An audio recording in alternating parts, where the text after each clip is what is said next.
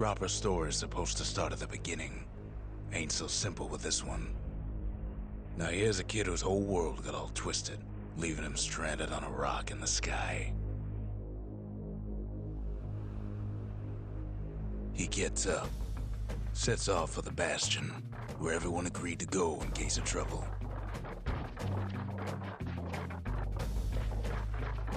Ground forms up under his feet as it point him away. He don't stop to wonder why. Finds his lifelong friend just lying in the road. Well, it's a touching reunion. He sees what's left of the rippling walls, years of work undone in an instant, in the calamity.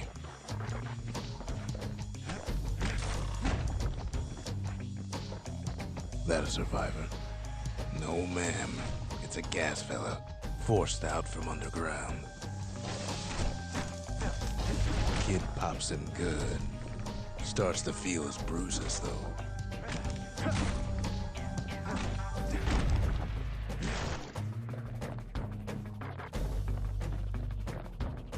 An old repeater falls out of the sky. Ain't a gift from the gods, but it'll have to do.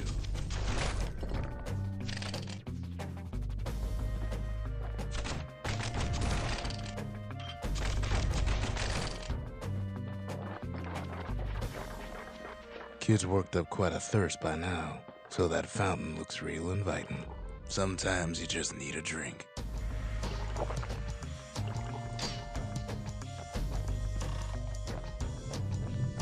A school of squirts tunnels up around them.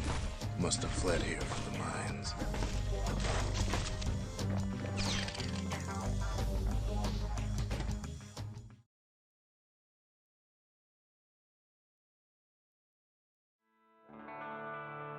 He sets foot inside one of Zealandia's famous watering holes. Inside's old Rondi, the bartender. The calamity got him before his drinking did. Rondi always wanted his ashes scattered here. Then Kid finds his trusty shield. But just as he's getting a handle on it, the security takes him for a petty thief.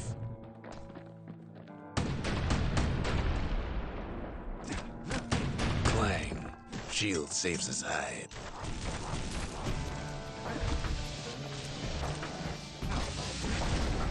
Windbags start turning up for last call.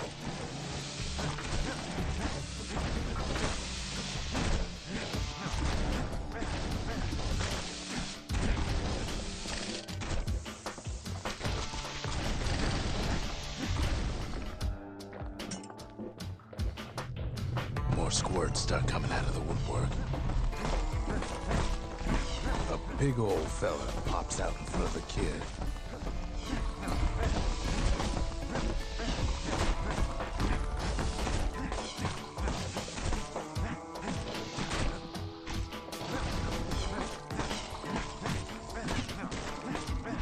Kid sees the way to the Bastion out the window. It's a bit of a drop.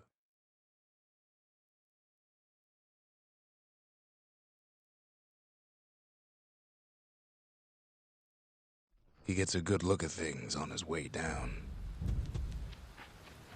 He lands on top of a breaker's bow, and it ain't broke.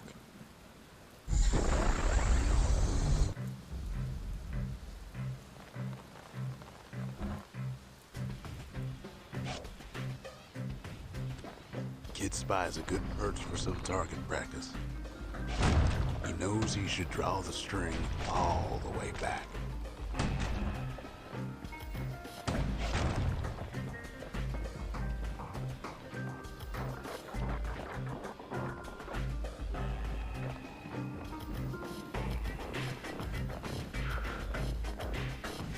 The kid pockets a memento from a breaker, once the fastest man in the land.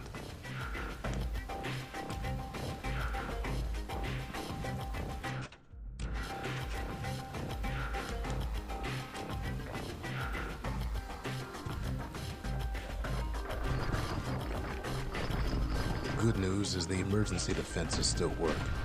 Bad news is they're aiming for the kid.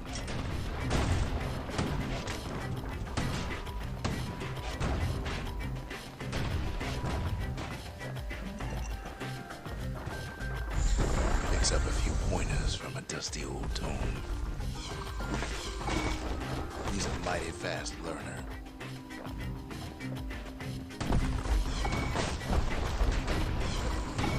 Bad time to run out of black tonic.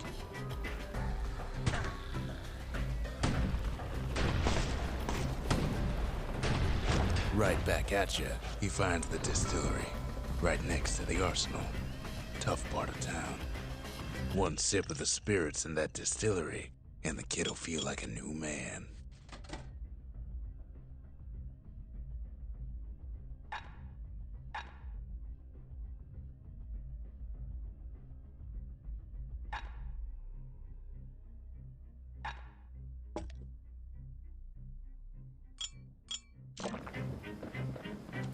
The arsenal's where the kid can pick the best tools for the job.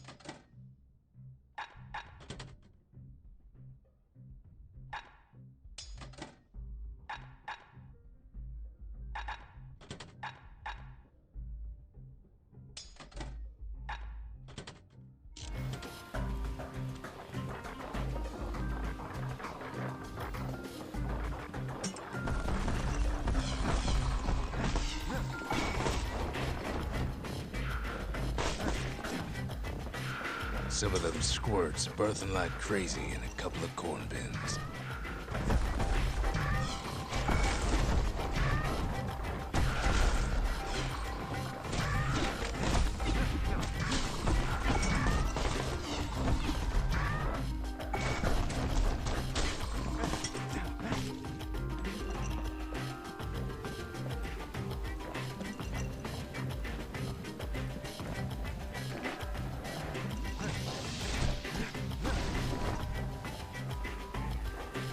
Ferry barge sends the kid on his way. The Bastion's real close now. Wasn't long before the kid could loose an arrow, strong and true.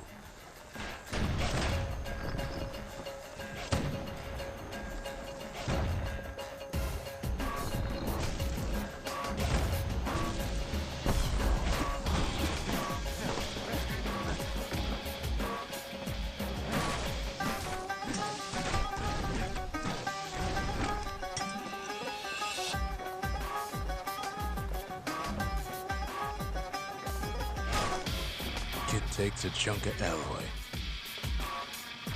Smell of barley and spoiled blueberries fills the air. Scumbags. Kid maybe shouldn't have done what he just did.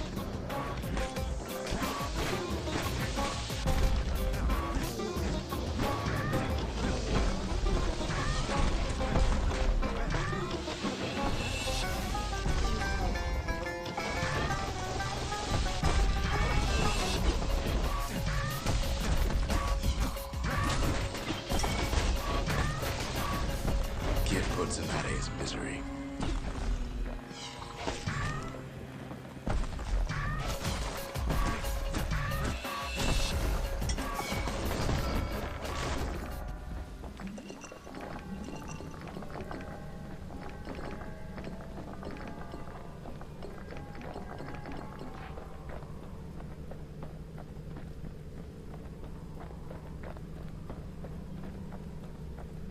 He finds the core to the Wharf District. He steals the city's heart. Might as well.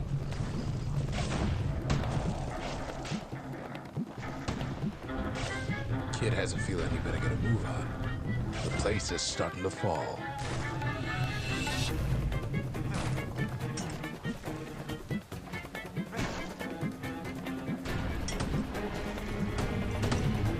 See, that core Kid took was the only thing making this particular rock stay afloat. Kid just keeps running.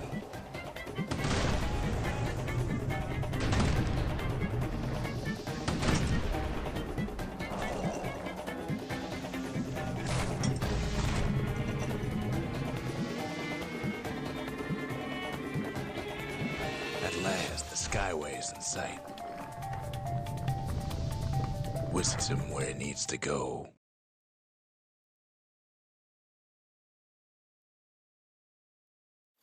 Now the kid sees something stranger still. His mind races.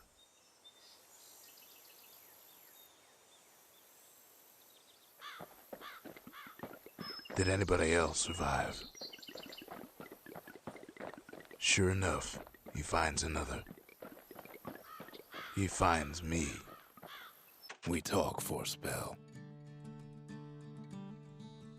There's a bit of the Bastion's power in that crest, enough to point the way to the cores. All I tell him is to set that core of his on the monument there, then watch.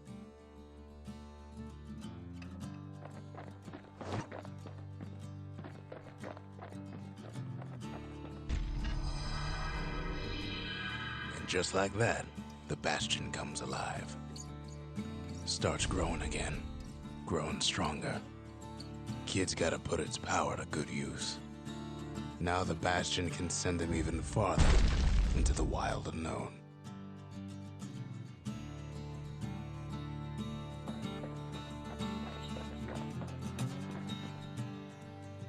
Kid ponders what to build.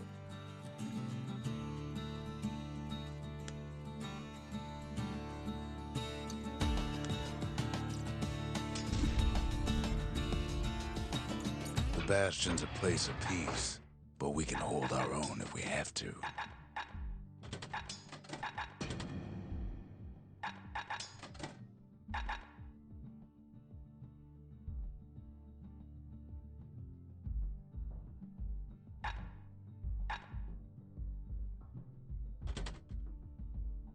Ain't much kid can't handle with hammer and bow in hand.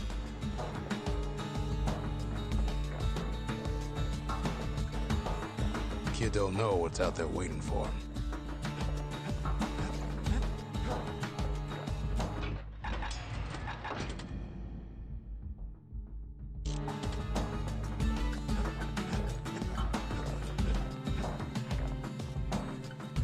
The Skyway. Now the kid can ride the wind to distant lands.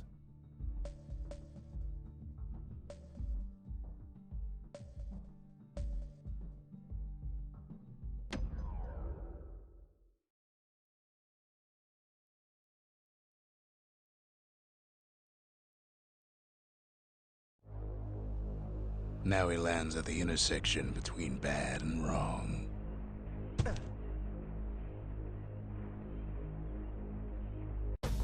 Ought to be a core down one of these twisted streets, but which one? Up north is where the gas fella foreman used to live, tending to his flock.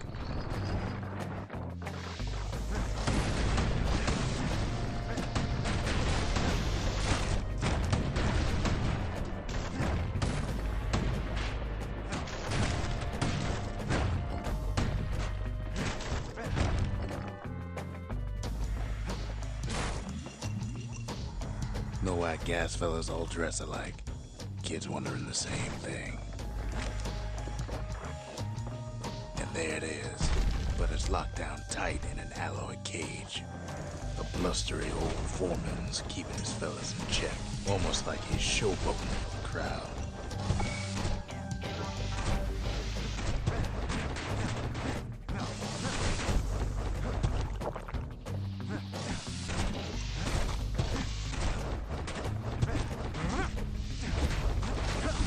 And now there's a new marshal in town.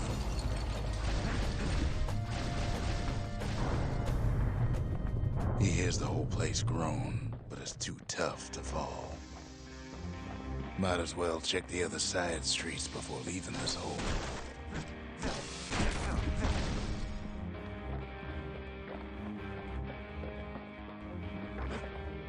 He heads for the east side, where windbags used to keep the local forge.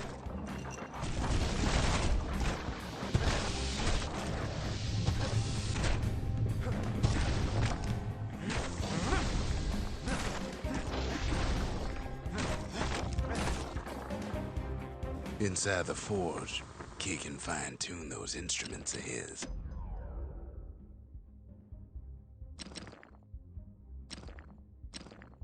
Kid's lifelong friends looking fit to keep on fighting.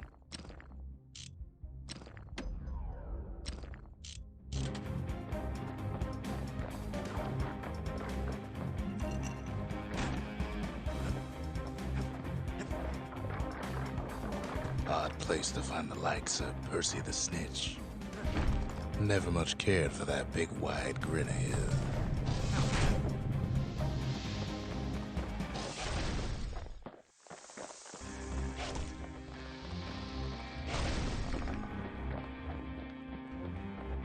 He heads for the biggest dump in town. Scumbag alley. Some scumbag still feeding off the city's own trash.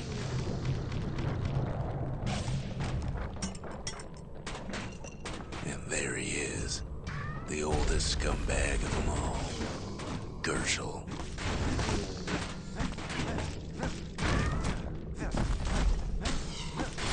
Shame old Gershel can't float like when he was a young fella.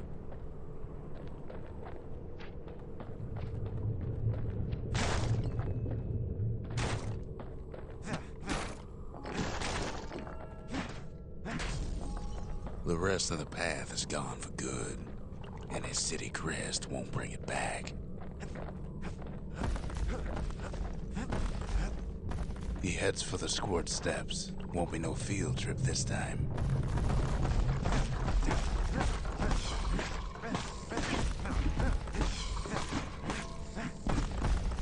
Kid ain't ever seen an elephant squirt before.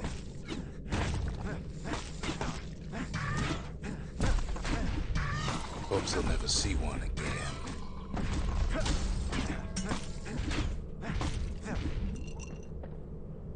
They say even the most rambunctious squirts can be tamed. Squirts don't make the best of friends, but they can be useful in a pinch.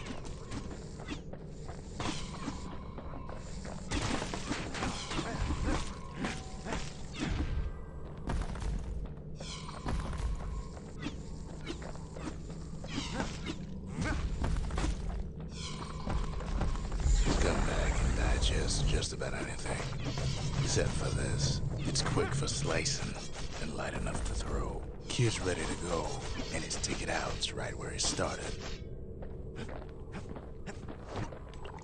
Them squirts just don't know when to quit.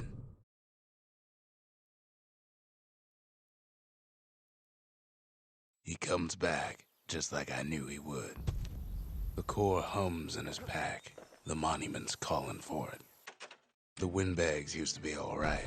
Then the calamity took the floor out from under him.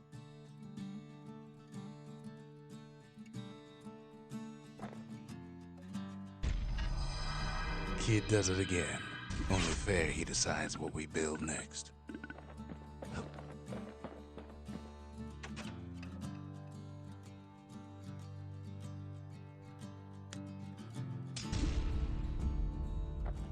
Makes time to sample spirits from my personal supply.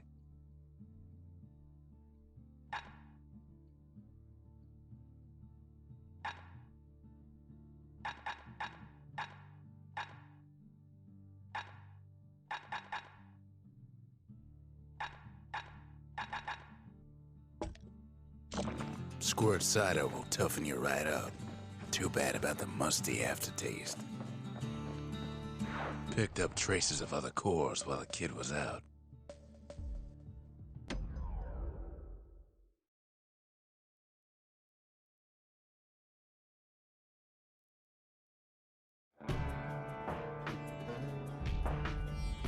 Couples used to walk the sundown path. Kid ain't here for pleasure, though.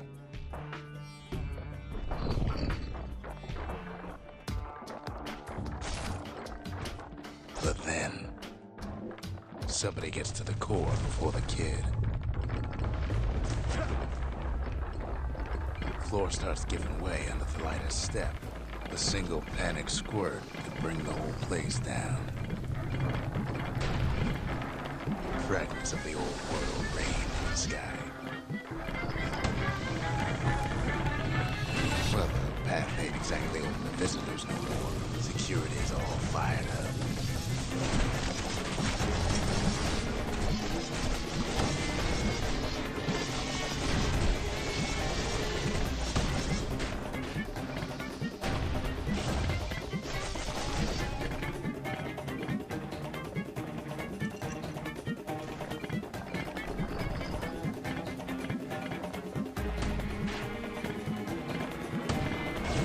See the was intended for leisurely strolling and such. Not so much for noise and tomfoolery.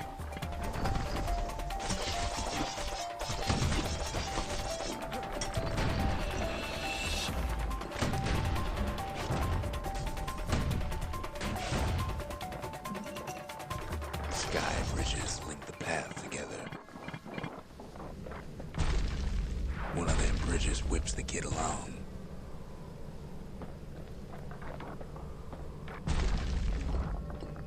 Finds a spyglass, like the ones they'd use to search the stars. Air travel always was an iffy proposition.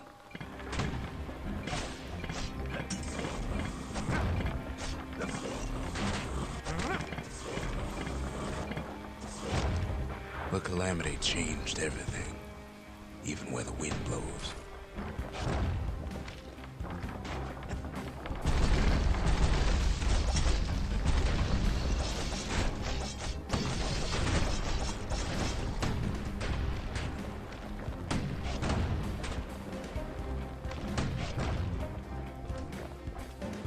Well, if we mastered the winds in the old days, we can do it again. But the question is, who else could have taken the core? Well, ain't no survivor stole the thing.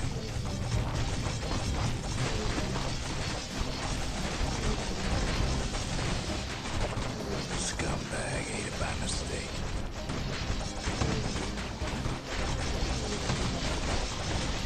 Tough break. Unlike the kid, that core ain't coming back.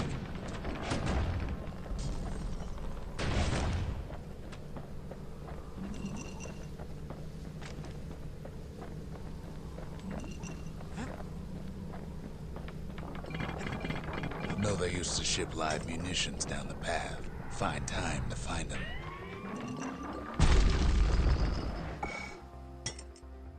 These wires to toss those things plenty far away.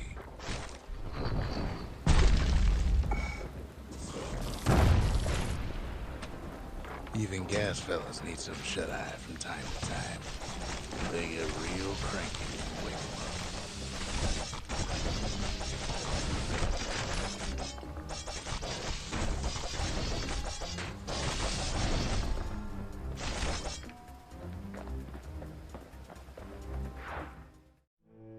In all this toil, Kid keeps coming back to an overwhelming question. Who else could have survived the calamity?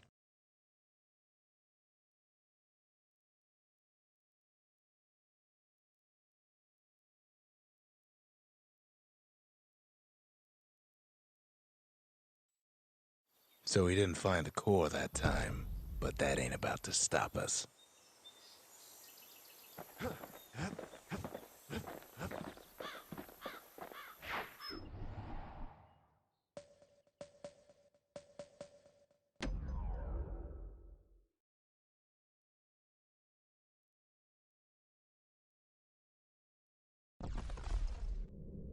In better days, the melting pot was sealed tighter than the skin on a squirt.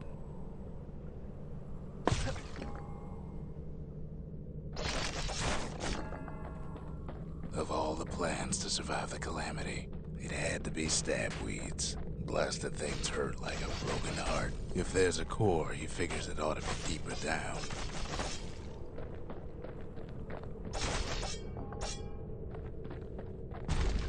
Core stuck inside one of those fancy cages. Some of the stuff lying around is downright dangerous.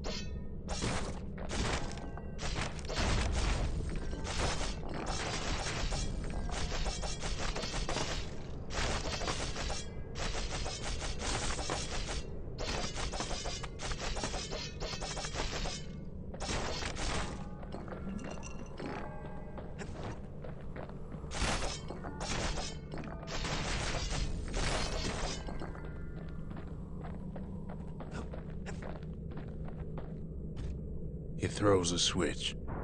Now what could possibly go wrong? Quite a bit, as it turns out. The cage starts lifting from the core ever so slow. All Kid can do is wait. Shipments start falling in.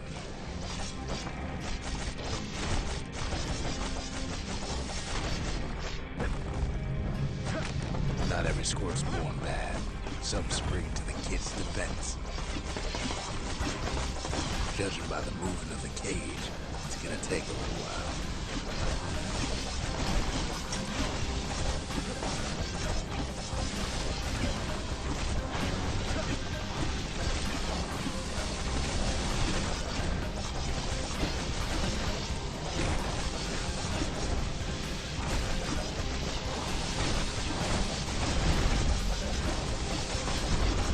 Scumbags don't take kindly to interlopers.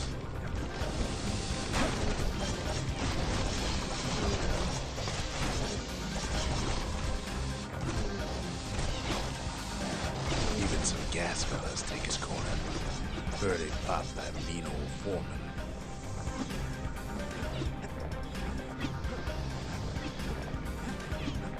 At this rate, maybe 5 more minutes, maybe 30, hard to tell.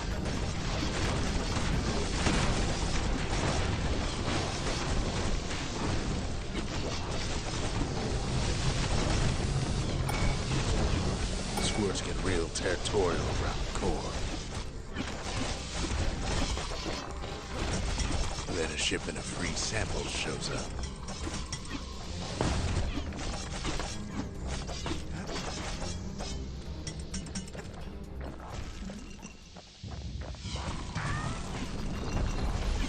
One thing's for sure, that cage is awful heavy.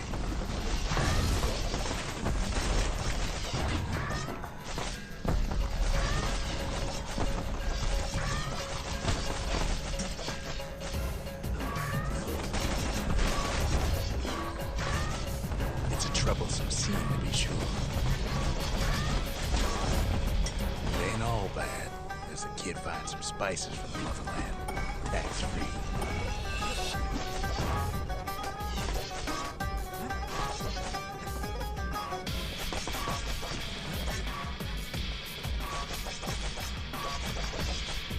A few moments left, and the core goes free. 10, 9, 8, 7. Give or take a few seconds. Finally, the core's within reach. And done. He's got it. Just gotta get to the nearest barge.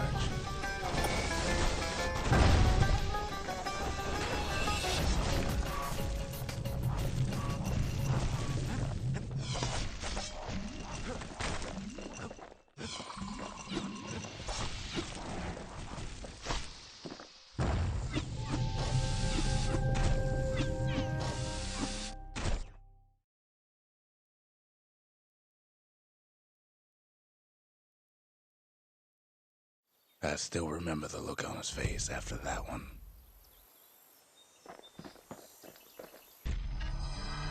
The old world's finished, but the new world's just getting started.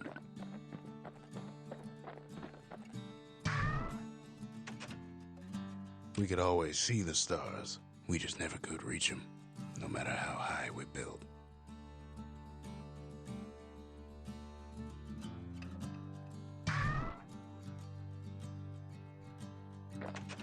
Folks voyaged across the boundless sea to found Celandia.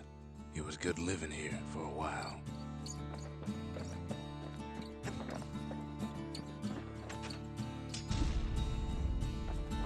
A lot of things need fixing up in this world, and we can start right here. With a good length of meat gut, that bow's like new again. Fetching fizz is like a mouthful of nails, but the benefits are worth it.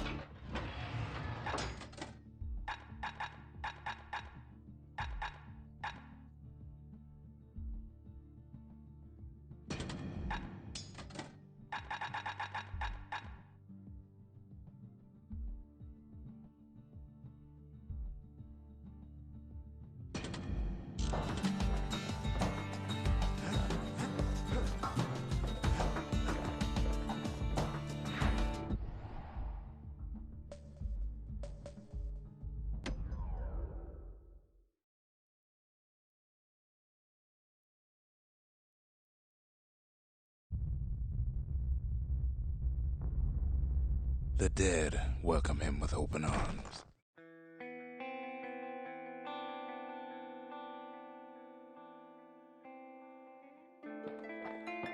The calamity took everybody after all. Kid sees it plain, frozen faces all around. You don't much care to see him. Not like this. These folks never saw the calamity coming, but someone did. Someone close. Someone who ain't like Mr. Beckley and his kindly wife. It was someone like him. Kid sees him there agape, in the flesh. Gets a snag or two trying to get to him. He ain't about to stop, no matter what. He's got so many questions after all.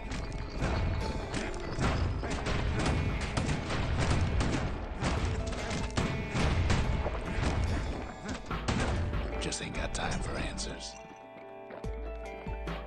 The Thunder brothers didn't make it. They never saw what it was like beyond the walls. Nor did the bird boy. Didn't make it.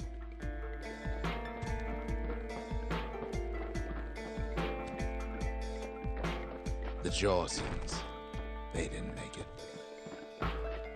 Grady Sr., Grady Jr., they didn't make it. But him, he survived. Kid finds proof enough that man ain't from around here.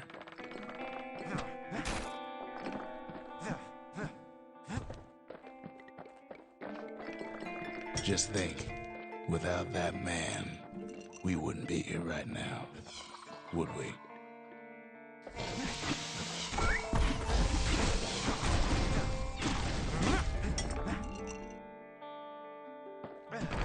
Kid does what he has to do.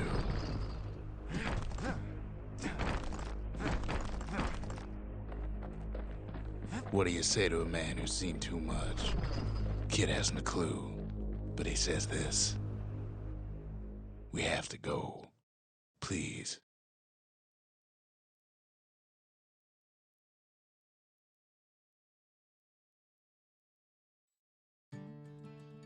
He's a proper gentleman, that man. His name is Zulf. No hiding he's an Ura. Folks like him ain't never been a common sight in Caelondia. He's relieved to see a living face or two. The kid and I introduce ourselves in kind. Both to him and to each other for the first time.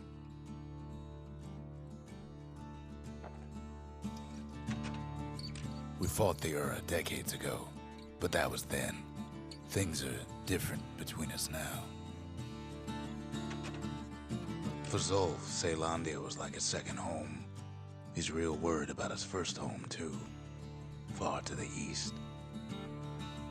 Zulf offers to help me plot the skyways for the kid. At least the calamity hasn't touched the stars, he says.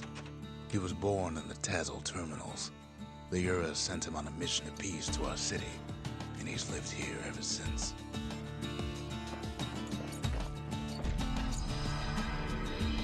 The cores, they remember. That's why this place is coming together. That's why things are gonna be all right.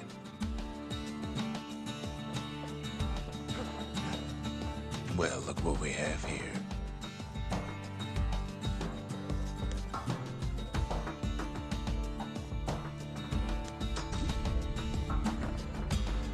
The lost and found. Here, kid takes fragments of the old world and makes them whole again.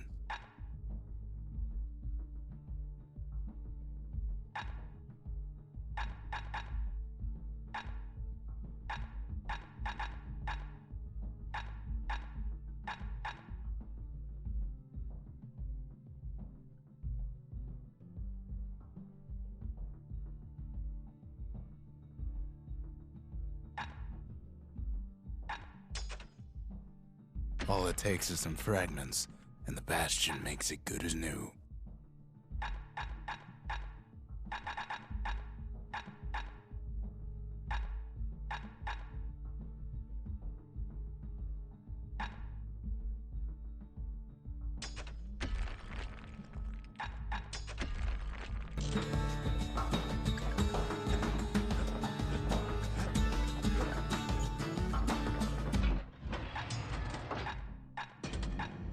bow and a machete, every bit as effective as the fancier stuff.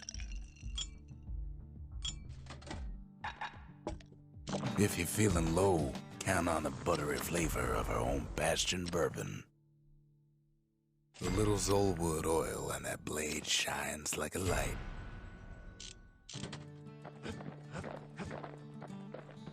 We tracked down a couple more cores near the edge of the city.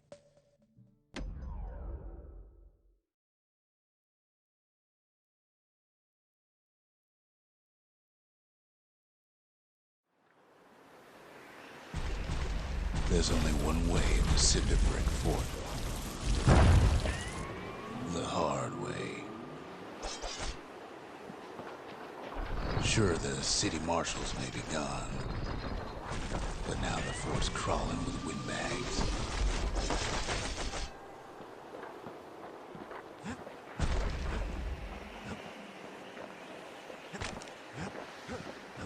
The calamity was mercy on normal folks.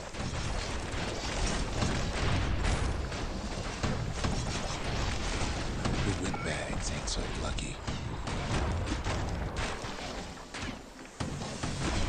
They've been left to freeze, or starve, or face the kid.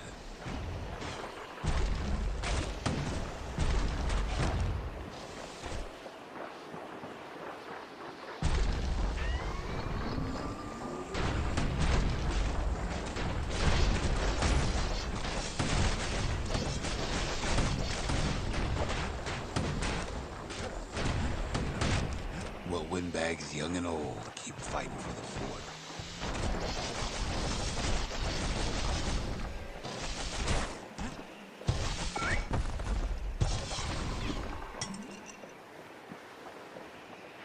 At least the marshals left the kid a parting gift.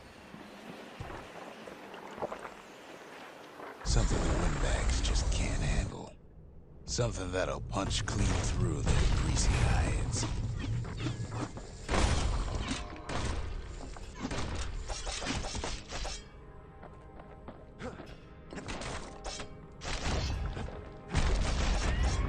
Windbags ain't much different from normal folks. All they want's a warm place to stay and a decent meal. The calamity drove the windbags topside. A lot of them wound up here in this very fort.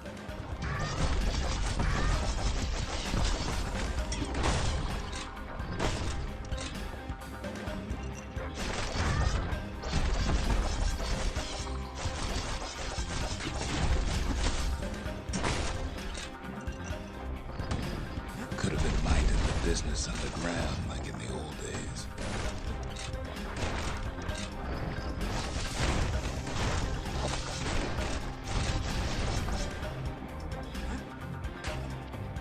Windbags can't use the marshal supplies, but the kid sure can.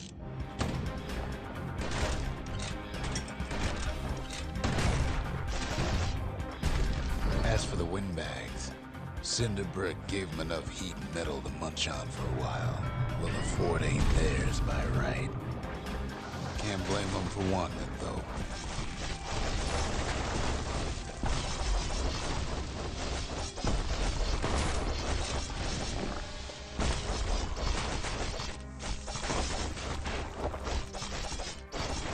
So many of those sorry things hold up inside that old fort.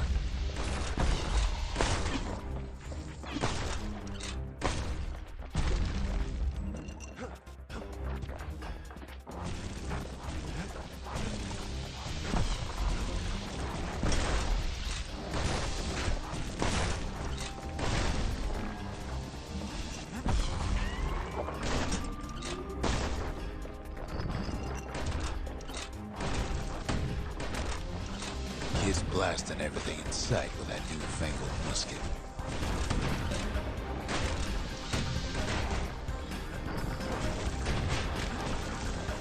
Kids stash grenades as their form if things get even worse.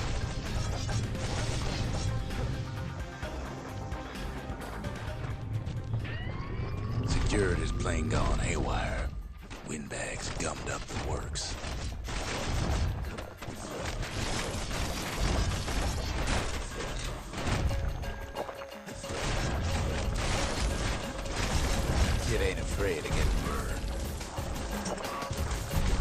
trapped the kid in the middle of the fort's parade grounds.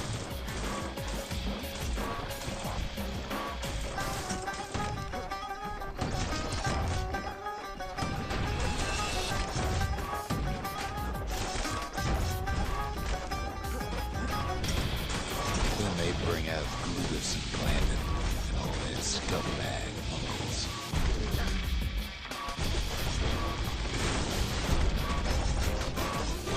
They got something to gain, and only their sorry hides to lose. Kid takes down Glutus. Maybe it was Blandon.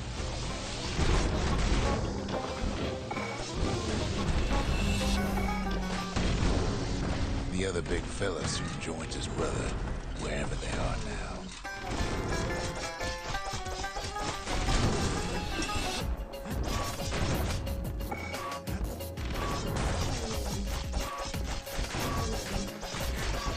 The windbags finally get the message.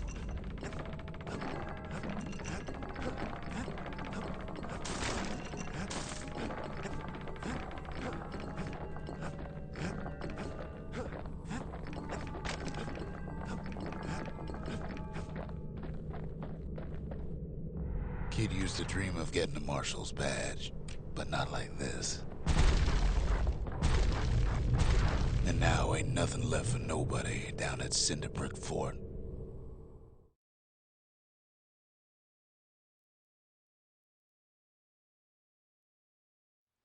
Kid shows up just as Zulf's telling me about his own journey to the city.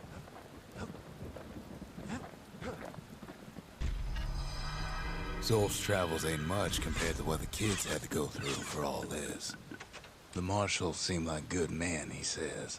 They treated him with dignity. Zulf brought his antique smoking pipe all the way from the terminals.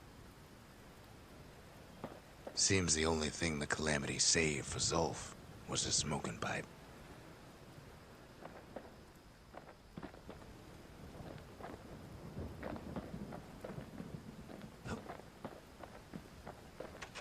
Even since the Ura surrendered to us, the marshals kept a wary eye on him.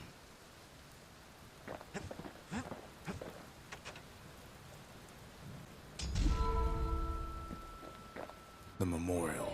Here, a kid can pay respect to the old world and earn it in kind.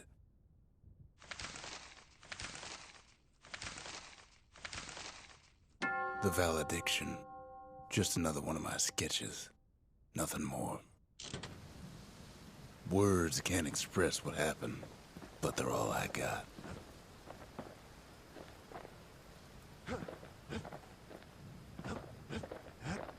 Poor kid collapses after just one drag.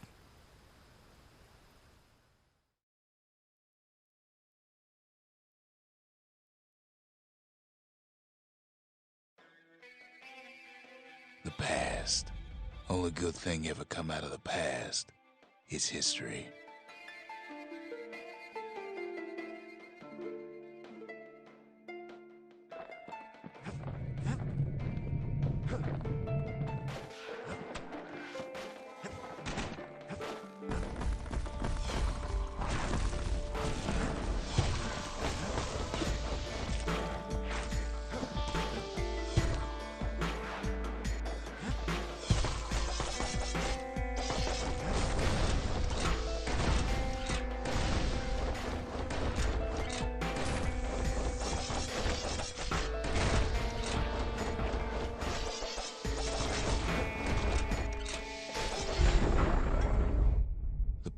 Catches up with the kid. Hardly had a moment's rest since all this started.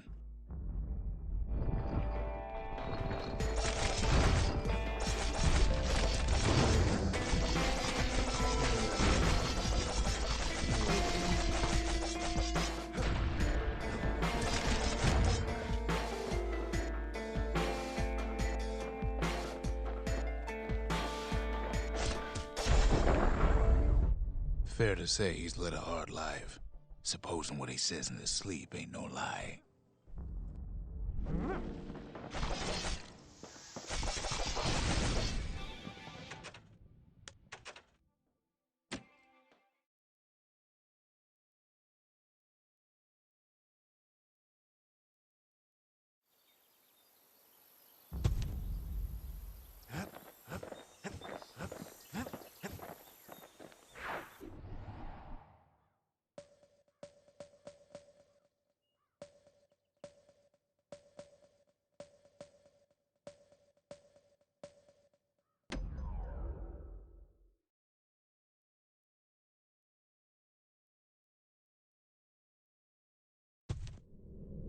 No use praying to the gods these days.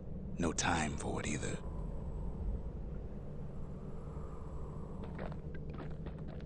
Folks used to make pilgrimage here to pay their respects to Pith, the bull.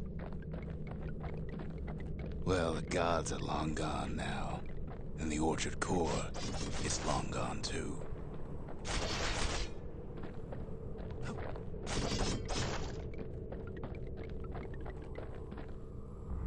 The gods don't care about trinkets, but the kid ain't no god.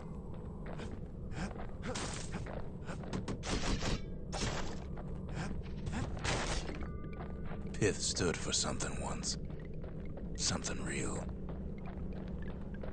In time, though, the bull stopped being a symbol and started being decoration.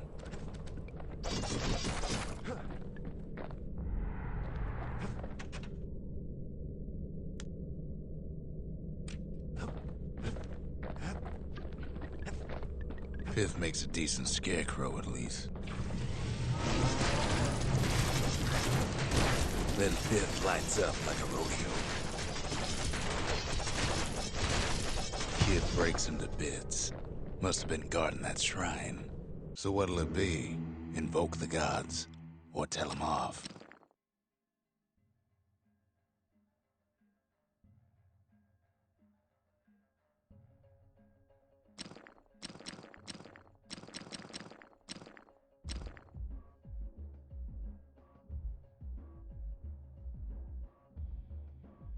Kid don't need favors from the likes of Pith.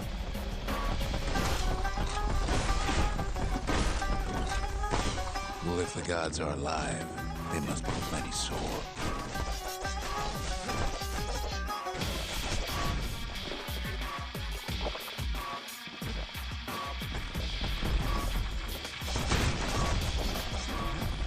Popping windbags is hard enough. No need to get the gods involved.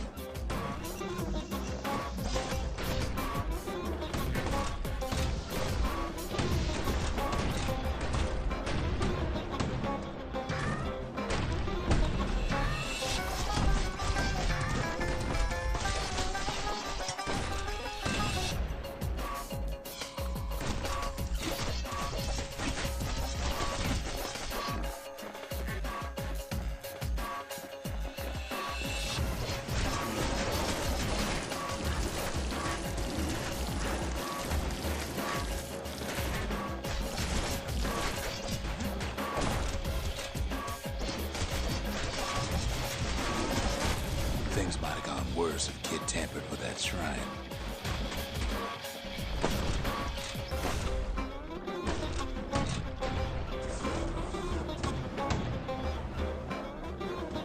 Kid ain't found a core, but at least he found Zolf's precious shrine.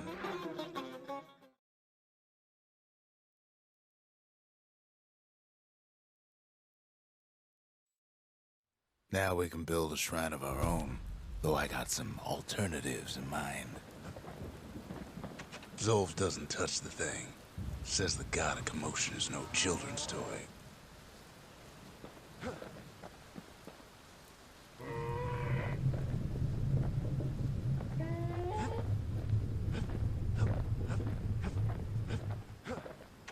The Ura feared the gods. We turned them into toys, put their faces on our walls.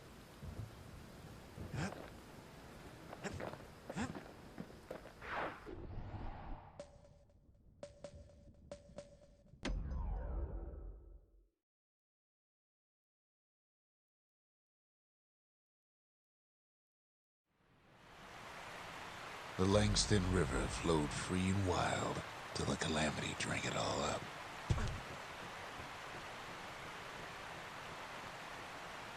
Maybe all that water just grew wings and flew off.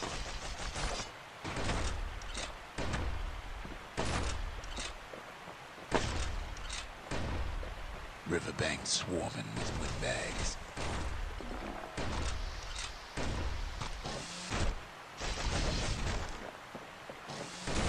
They're so bent on finding the core, they hardly notice the kid. Lucky for him, a certain famous ferry barge is still afloat.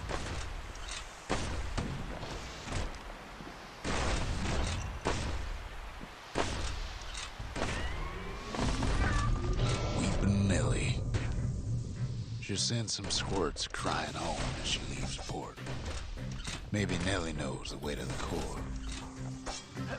Maybe she can slip right past all the clamor on the coast. Or maybe not. A security skiff pulls up portside. Nellie's just another windbag to those guns. Just then, the windbags notice who she's sailing with.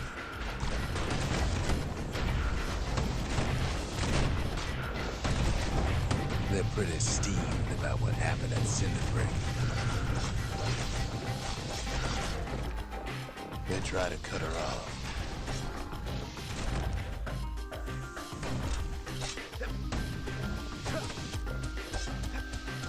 They try to slow her down.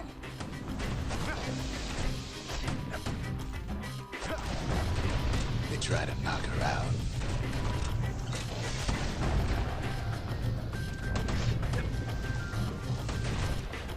Well, Weepin' Nellie tries harder. Try as she might, though, she hits a snag. Kid's gotta help her get untangled. Favors for favors.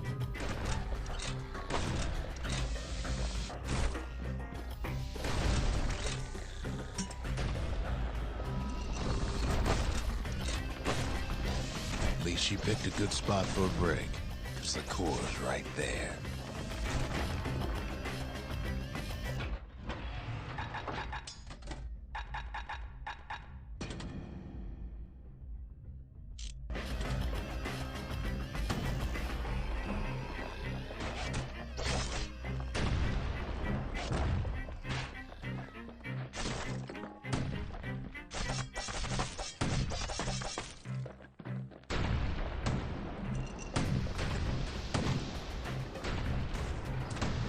Then the kid hears an unusual sound, like 100 flapping wings. Peckers.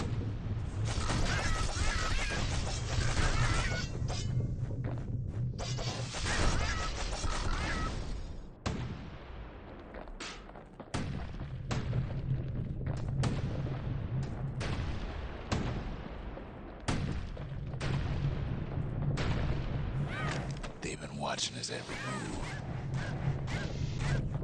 They had their own eyes on the core. But why? Well, kid ain't got time to think it over just yet.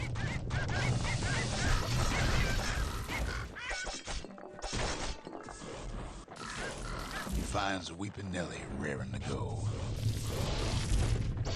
Turns out she's got a special surprise for when the waters get rough. She's gonna need a little help with all them peckers. Crafty things think they're king of the roost now. The rest of us only wish we could fly in times like these.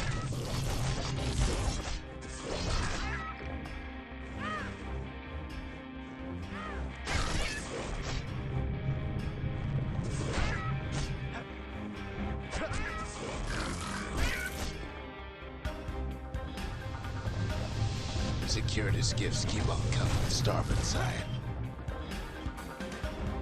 Don't seem to care what they shoot, as long as they hit something.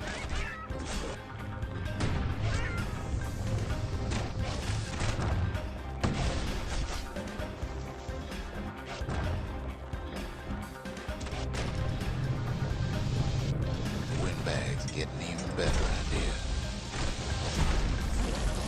They aim to smash Weepin' Nellie to splinters. Well, it all proves too much for poor Nellie.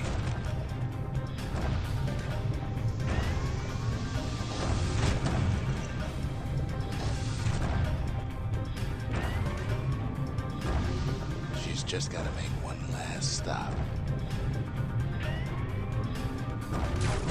With her last breath, Nellie gets the kid to solid ground. Solid ground in Pecker country. Seems the calamity ain't hurt the Peckers' appetites. They want that core real bad.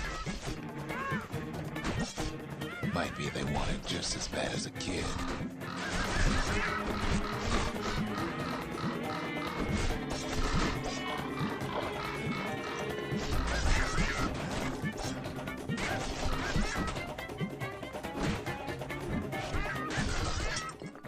Kid shoos him off, knowing they'll be back. Know how many times Kid nearly fell off the barge back there?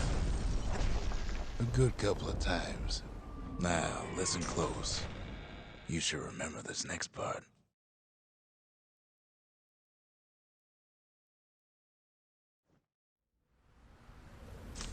Why go to Prosper Bluff?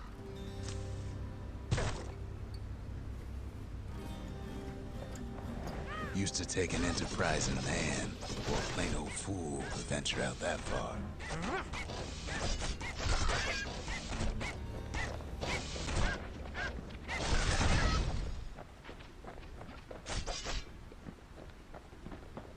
The city was the most beautiful place in the world. We all knew that. But on the other hand, some folks just yearn to see the things they're told they can't.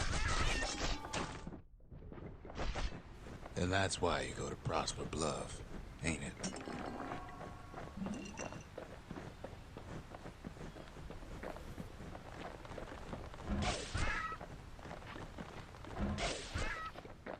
There the kid hears something he ain't heard in a long while.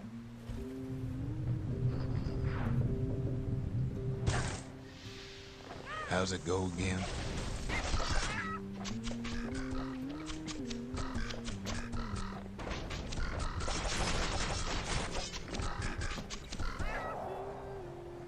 Yeah, that's the one.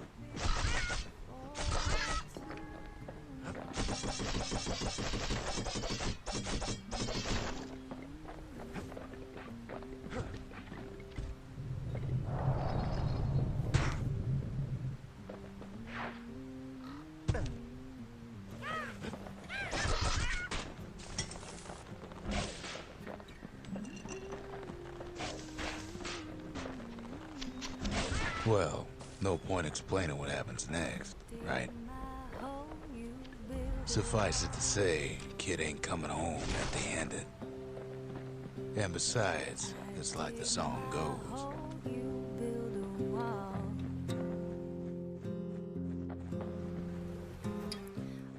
They'll be here before too long.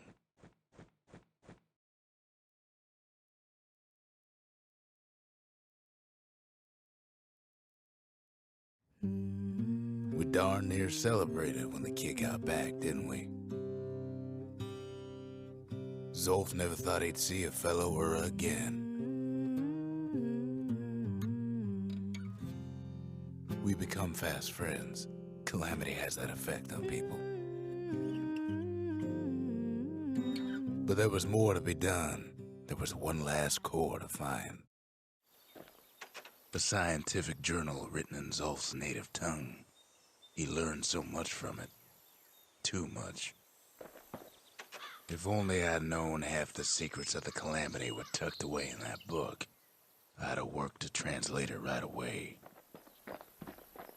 Most of the Ura never got a taste of Ceylondia's fine goods, unless they were born and raised in the city like Zia here.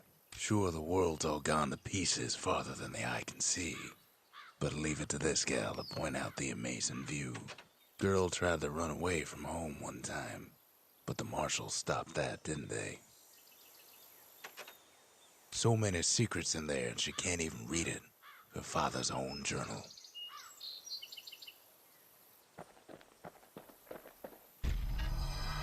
Kid's surprised when I tell him there's only one core left. I shouldn't have believed it either.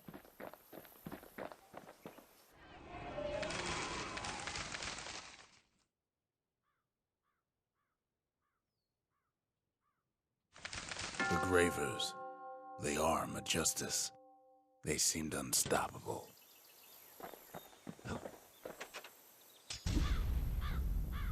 Behold, the Pantheon.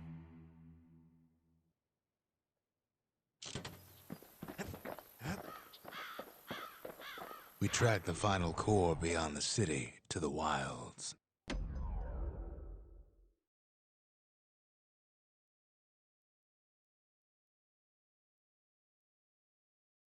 The wild unknown. Place can eat a man alive. Place is so raw, even the Calamity couldn't cook it. Not all of it.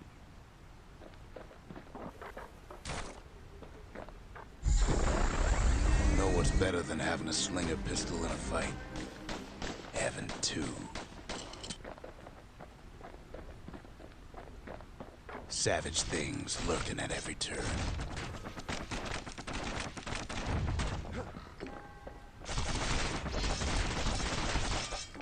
Pin cushions ain't the worst of it either.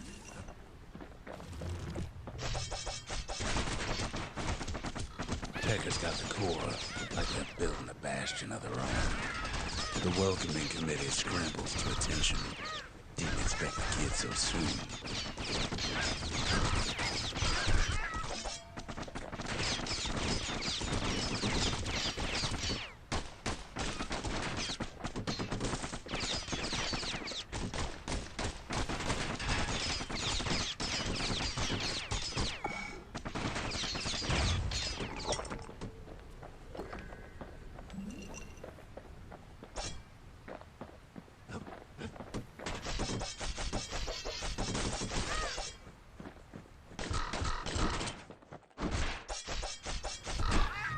They shouldn't have let their guard down.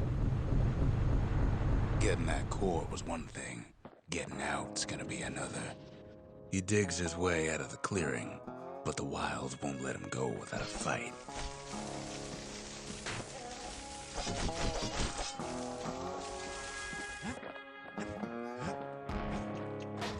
Wallflowers survive the Calamity.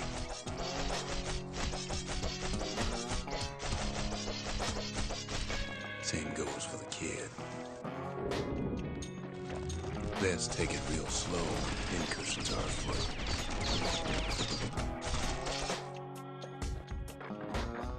Slinger Jawson's old outpost is all that's left of him.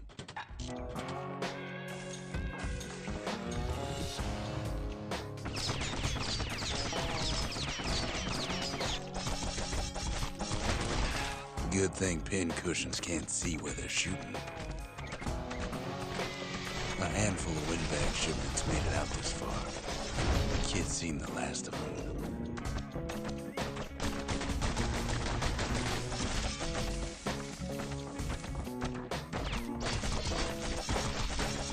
Don't ever turn your back on a pin cushion.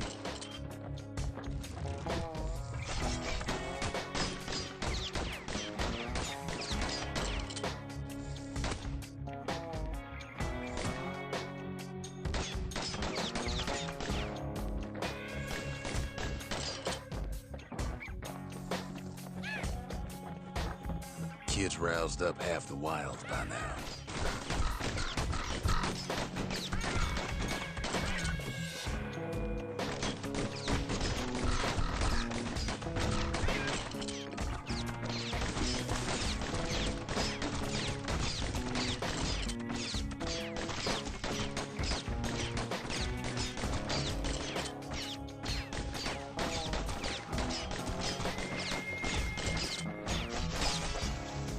Then kid gets the feeling he's being watched.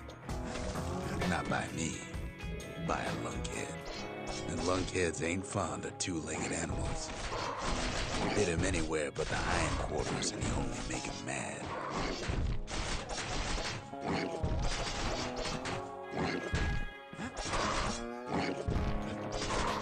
The Calamity must have scrambled their eggs. The wilds already reclaimed this place.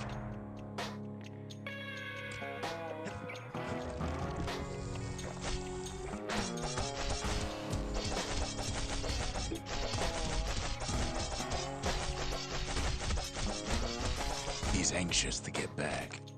After all, he's got the final core. His journey's over, right? Well, no, it ain't. Not by a long shot.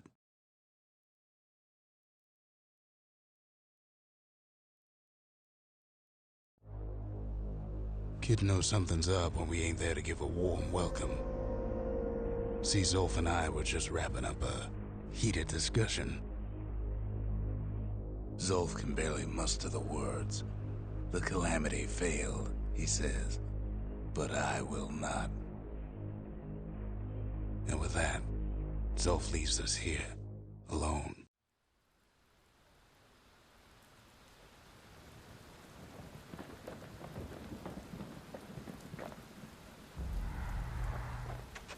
Zolf cursed the city, cursed the Bastion, cursed me, said he was going home. When Zolf got through reading that journal, he just snapped. Started smashing up the monument till I tried to stop him.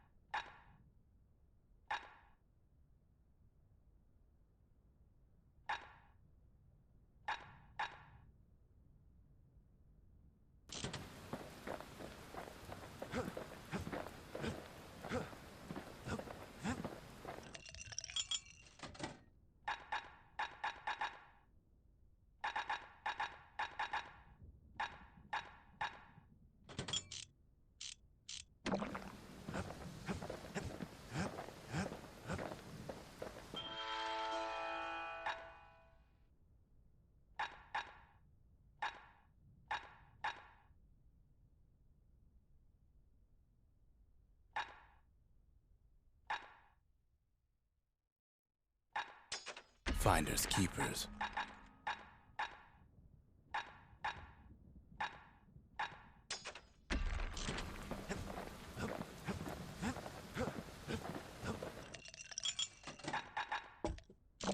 Now, whale ale ain't made from real whale, but it'll make you strong like one.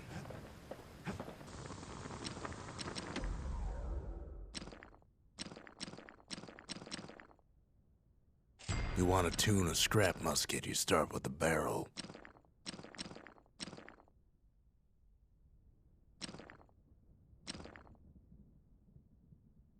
The marshals learn to pack those shells full of fire.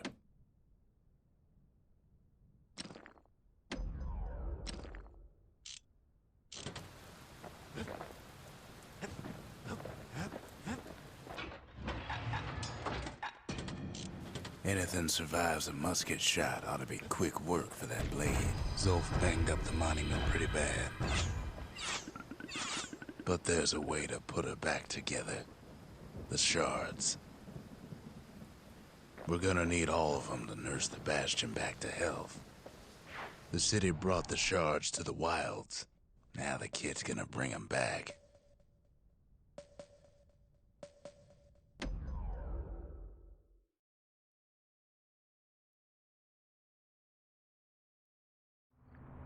After Zolf's little episode, Kid sets off in search of shards.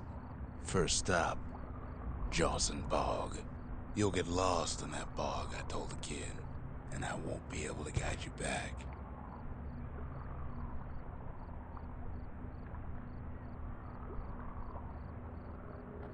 Well, I let him go. What else could I do? What could any of us do? Zolf put us in a real bind. Hurt the Bastion bad. But the shards can make it better. They're like smaller doses of the core's medicine.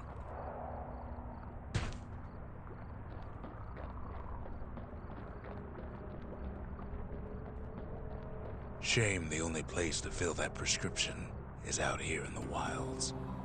This place is intoxicating.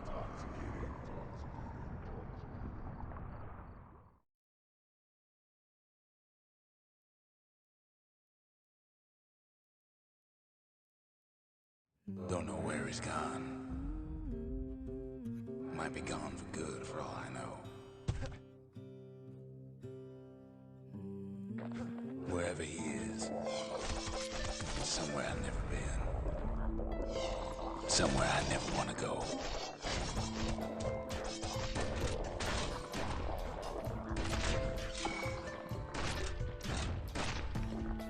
Kid can't fall, no matter how hard he tries.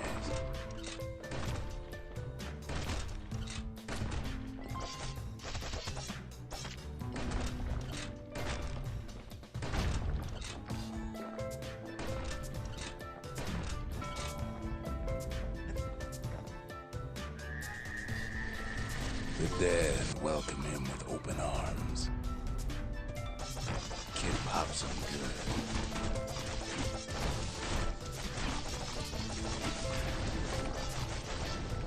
Is that a survivor? No, ma'am. It's a lonesome ghost of a gas fella.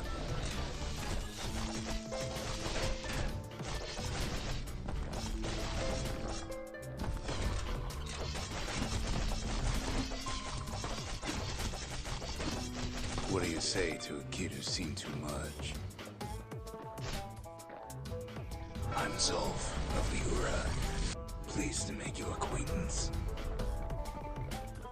Now the kid sees something stranger still. Did anybody else survive? Sure enough, he finds peckers, lunkheads, wallflowers, pincushions, vine apples, swamp weeds, ankle gators.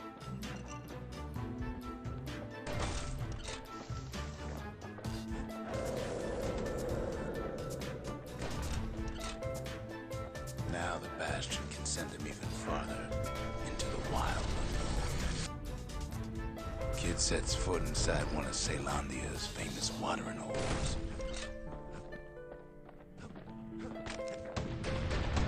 He has the nerve to flash the shield he stole. The security's just gonna have to straighten it out.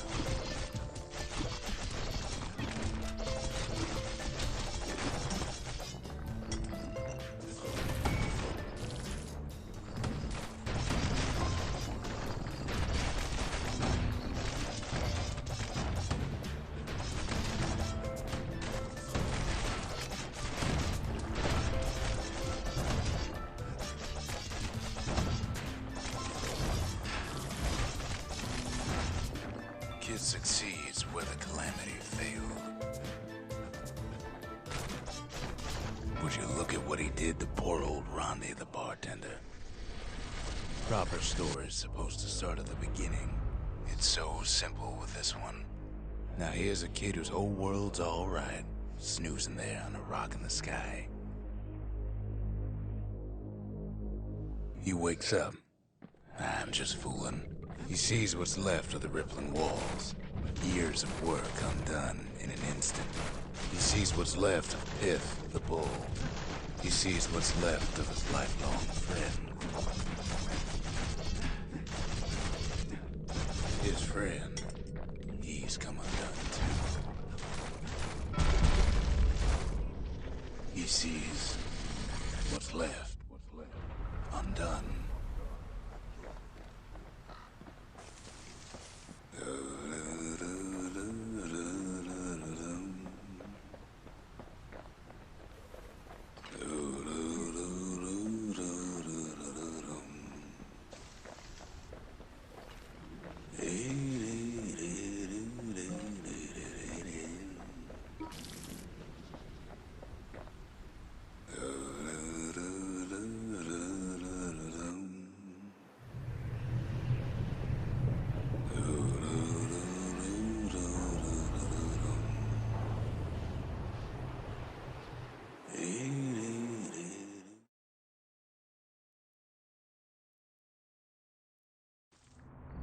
Thought we'd lost him, but he finally comes to.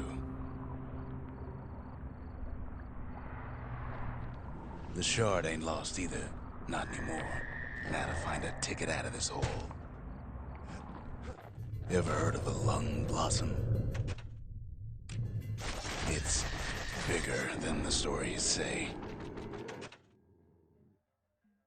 The breath on that thing, like a scumbag sprung a leak.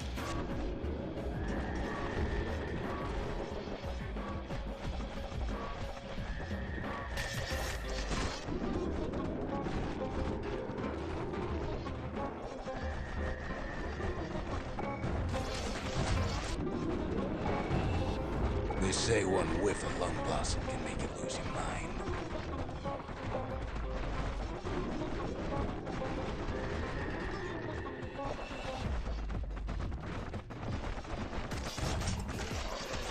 Well, the kid prunes it down to size somehow.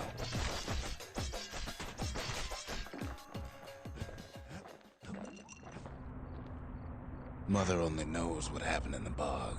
Kid never much cared to speak of it.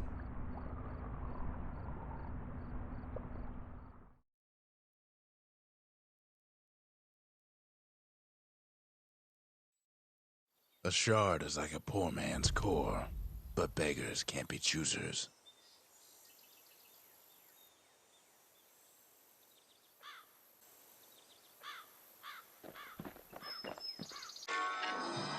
That's it. A few more shards like that, and we'll be back in business. A single shard can breathe new life into this place. The shard's got enough juice to spruce up any of these places. The arsenal's complete in case we need protection.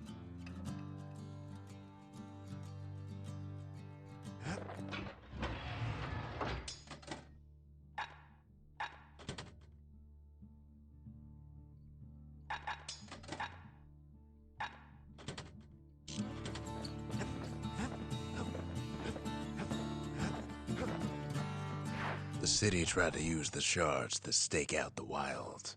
So much for that plan.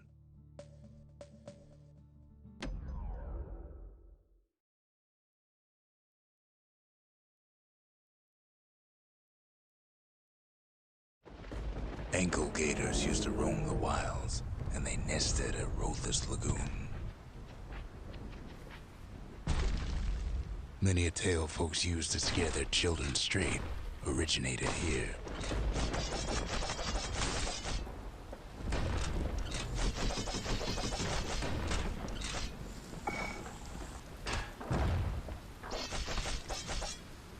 All kinds of beasts what don't know up from down, still lurking about.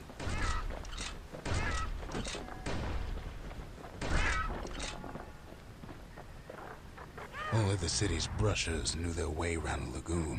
They moved quick and quiet.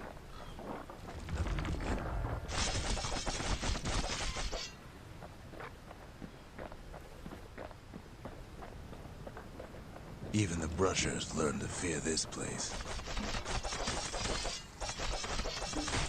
They used to think that ankle gators were extinct. Well, they ain't. One of them's been living in the tall grass. Turns out Queen Anne got a hold of a shard. Ankle gators love shiny things.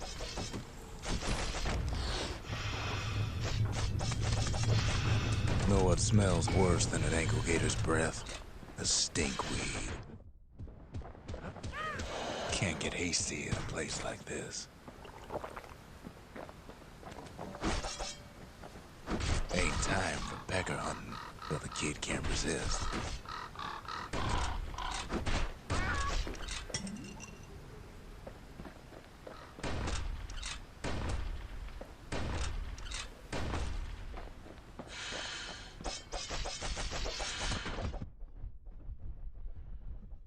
Can't fight Queen Anne without the proper tools.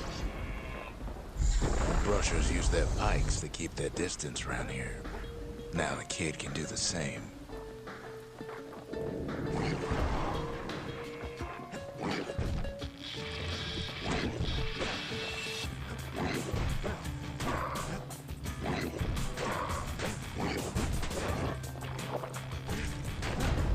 Sharp sticks make Queen Anne nervous, so she backs off a bit.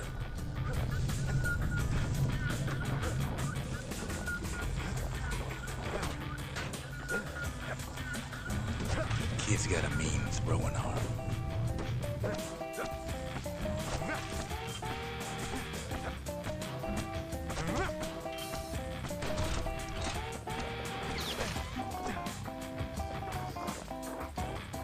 Those pin cushions been living off the ankle gator scraps. Queen Anne can't fit down some of these narrow paths.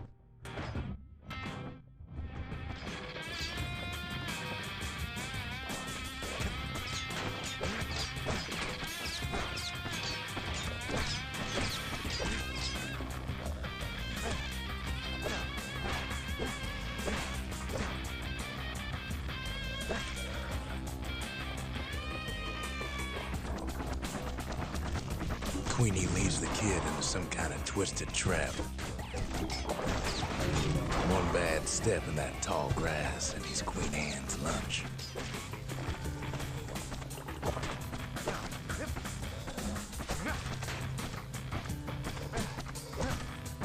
He holds his ground. Seems the Queen's running out of options. He takes off after her. The closer you get to an ankle gator's lair, the thicker the tall grass grows. Kid's gotta make a run for it. Those leaping lunkheads don't like Queen Anne any better than the kid.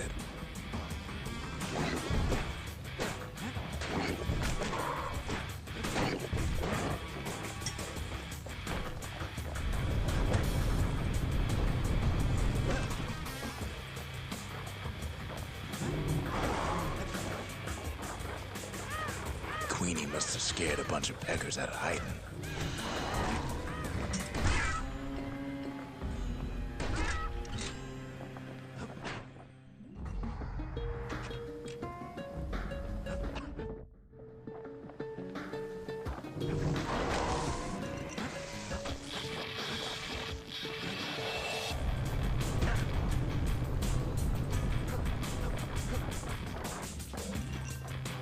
Ankle gators don't much care for their young. That's why there ain't many around. Wanna know how to find an ankle gator lair? They use a kid as bait.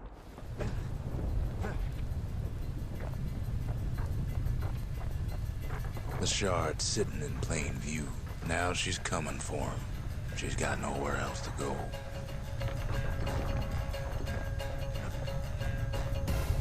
They say if you run across an ankle gator, you better keep running.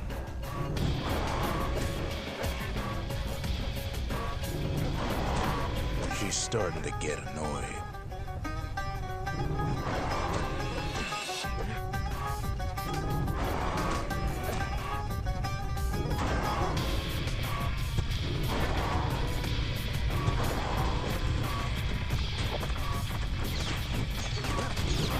And now he's made her mad.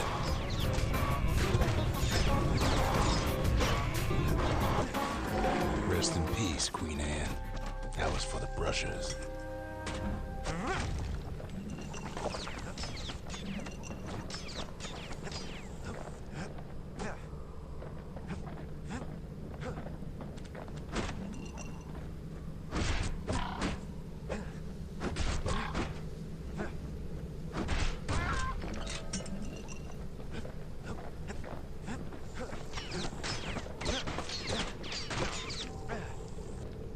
Kid's done what needed to be done.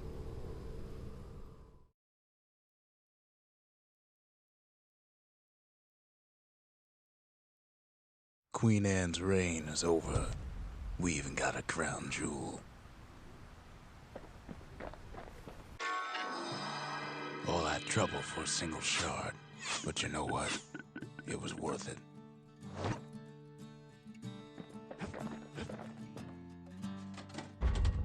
Just the occasion to crack open the distillery's private reserve.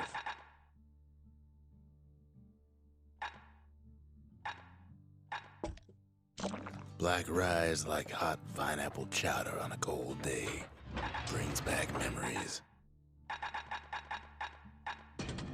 Want to keep the wilds at bay. bag yourself a musket and a pike.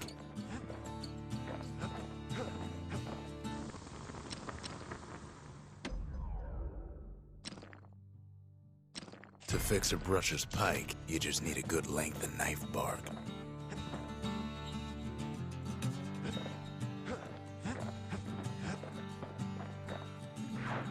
The next shard should be farther out there in the wilds.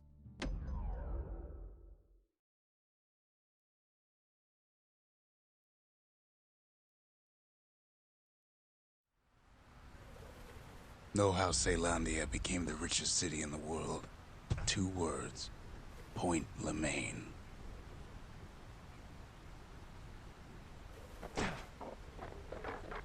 If the wilds could ever be tamed, it was gonna happen right here. But now, the greatest outpost past the city line is nothing but a freak show.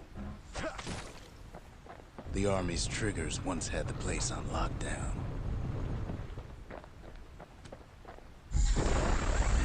Kid might as well pick up where they left off.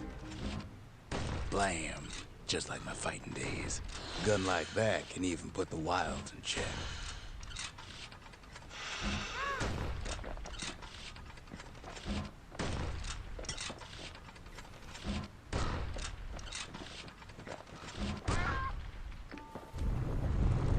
Point Lemaine seen better days for sure, but it ain't done.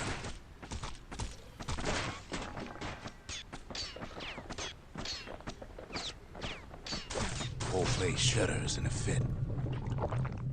The grand rail of Point Lemaine, not only is it still there, it still works. Of course, it's no longer shipping hides and alloys and spices, but it can give the kid a lift. Just as long as he can stay clear of the trouble on the tracks.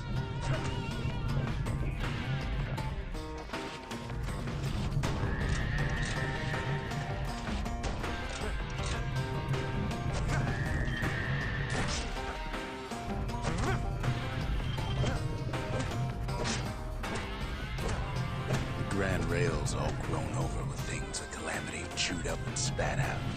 Things eager to take back their turf.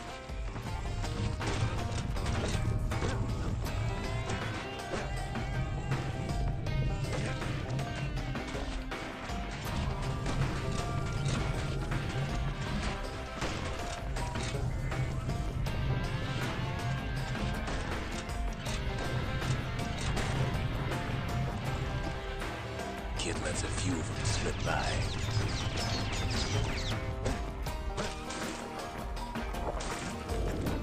Lunkheads settled in like they own the place.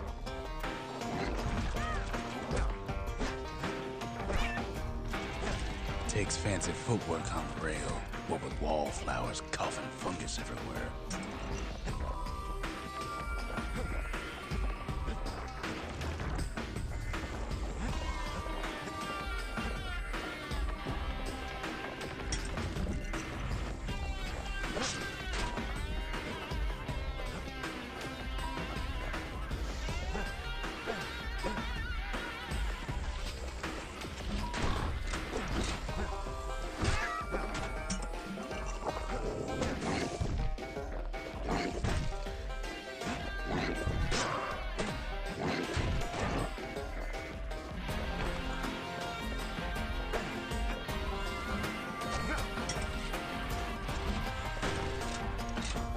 The place used to be closed off, but now it's split open like a rotten pineapple. Of course, the Grand Rail's seen much more fighting in bygone times. Near on 50 years ago, first shots fired in the Caelondian War.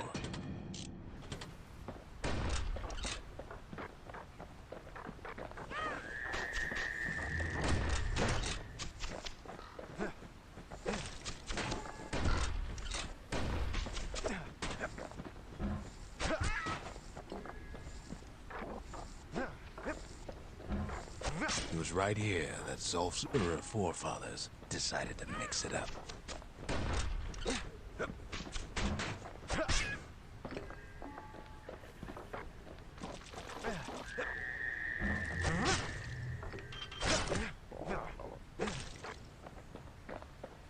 Okay, so maybe we didn't get their sign-off on the whole Grand Rail thing. That was bad. The rail must have shook the Ura to the bone down in those dens of theirs.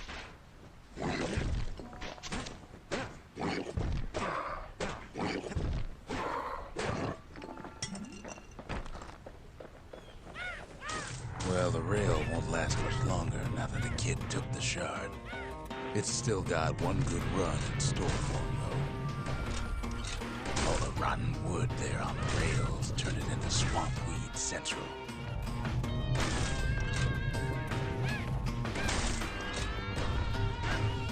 Ever tried dancing side to side while holding your breath? While choking on swamp weed? While peckers trying to prick you in the eye?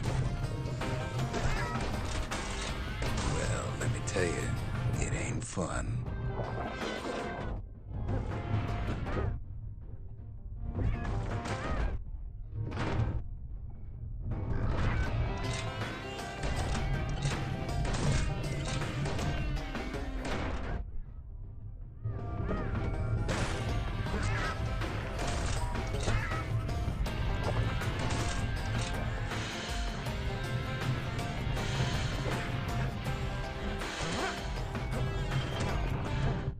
But then, at last, it's the end of the line. He'll be picking swamp weed out of those boots for days.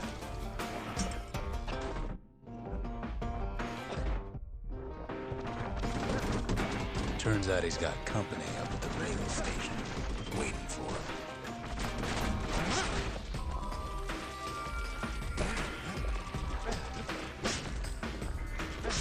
Not just another wallflower or pincushion, mind you. At first, he thinks it's Zulf. "This is for you," says the man. Then wham.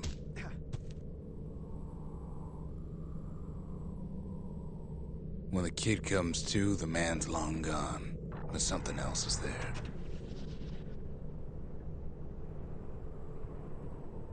The only words kid recognizes on that parchment are for Zia. Well, what's a kid to do?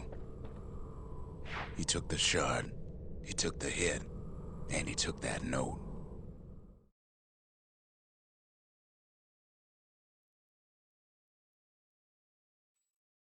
That note cuts straight to the heart of things, don't it?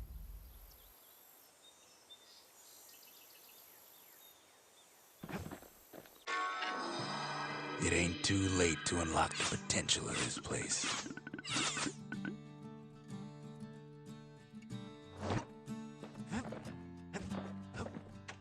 That Gator's a crazy gal, but so is the gal who promised to look after her. Finding gourmet ingredients ain't easy these days, but we'll take what we can get. The note says it plain. Zia, go east to learn the truth about the calamity and our people. I'll be waiting. Sincerely, Zulf.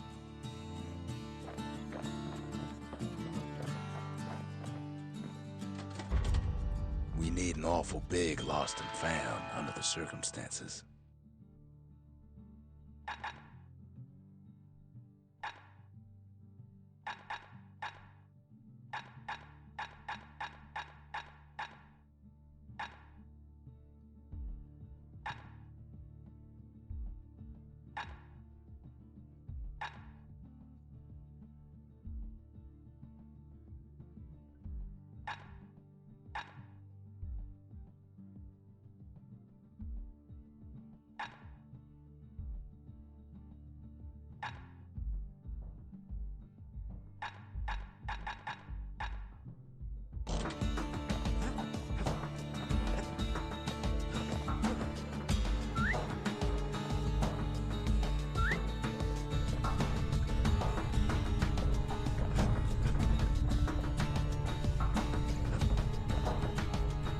The shards are getting harder to find.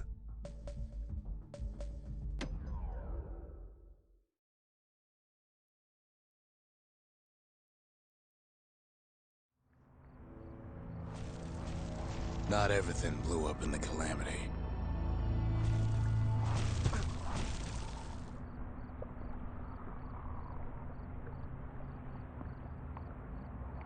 Why, Colford Cauldron here blew up way ahead of its time. The cauldron boiled over some 300 years ago. They say it filled the skies with ash and the lakes with molten rock.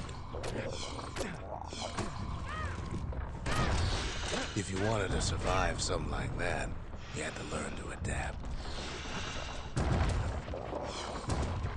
It takes a certain stubborn pride to keep on living in a place like this. As for us, we learned an awful lot from Colford Cauldron. That learning led to some interesting inventions. The raw power of the world fell right into our hands.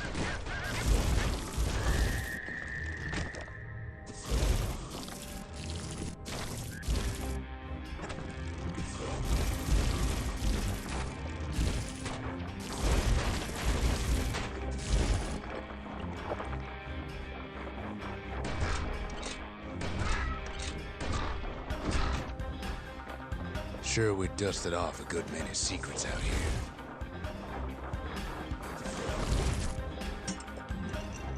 But we discovered other things we're better off not knowing.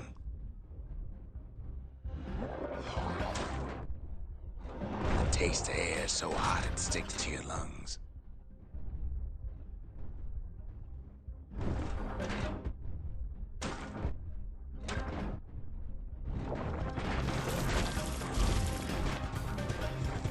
All sorts of awful things crawling underfoot.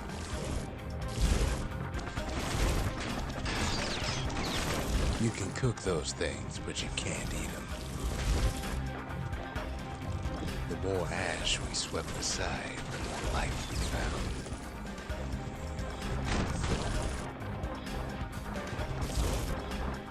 Place as inhospitable as they come.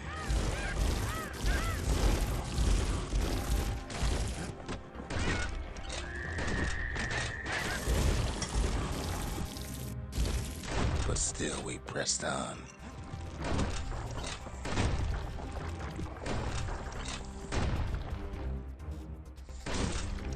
After all, when we look down inside Colford Cauldron,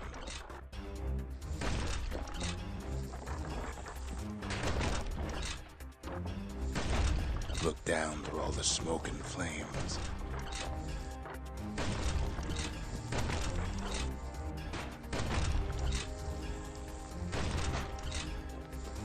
we saw in there the heart of the world, the heart now laid bare by the calamity.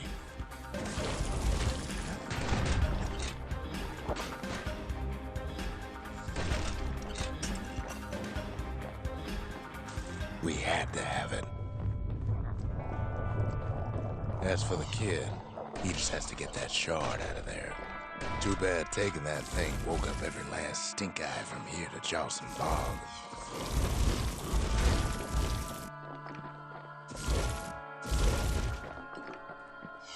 Kid's thinking he's got to trek all the way back around the cauldron. Luckily, the cauldron cooked up a little shortcut for him. Sure, it ain't the most convenient path.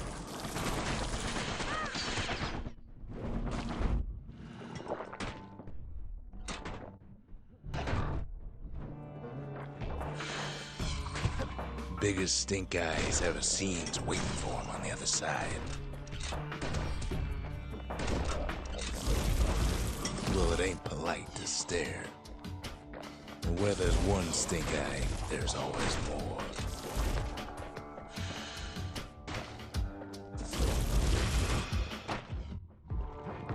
The cauldron's tenants all gather up to bid the kid a fond farewell.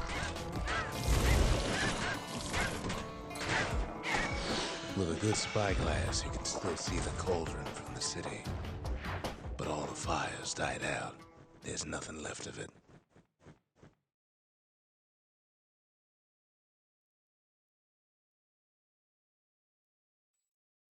It comes back looking like the inside of a chimney.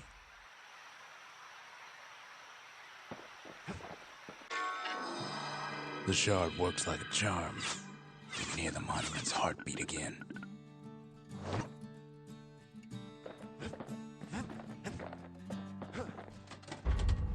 Ain't saying much, but that's the greatest forge in all the city.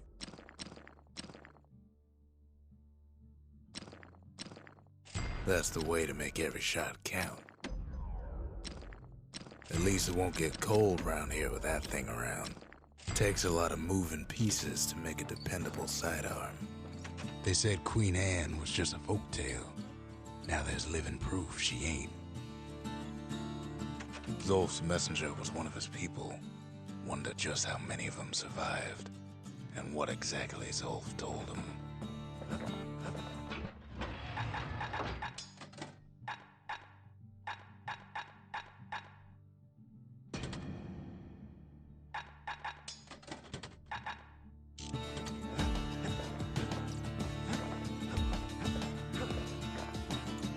We spotted a pecker carrying a shard to Mount Zan.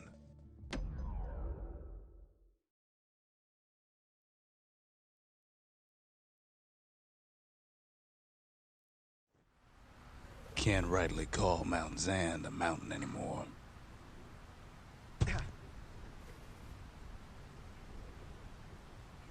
There's no more mountains now. There's no place left for the beasts of the wild to go.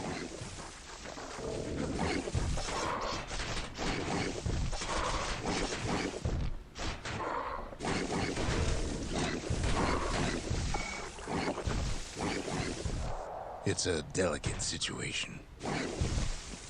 Good thing for those beasts the Calamity saved leftovers.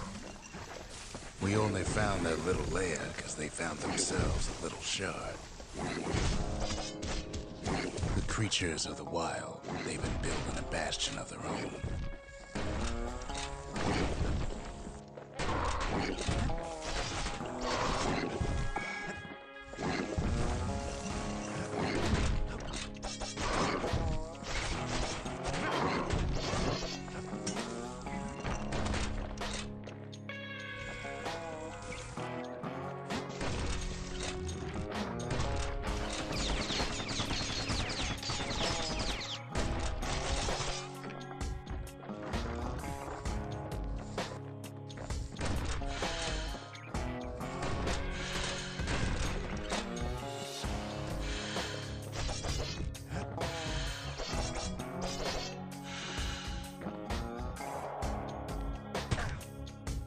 Best thing we can do for those beasts right now is put them down quick and clean. Besides, we have to take back what's ours. Even if the beasts of the wilds won't like it.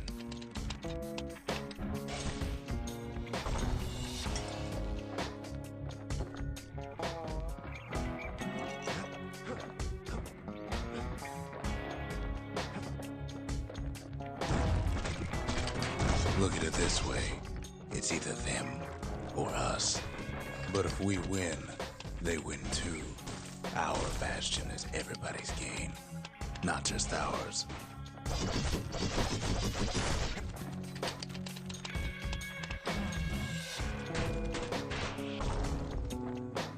Unfortunately, there's no explaining that to a simple beast.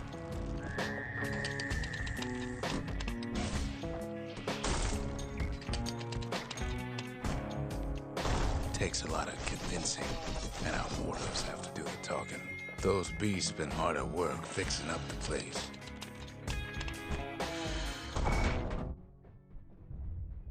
They've been searching for cores and shards, just like we have.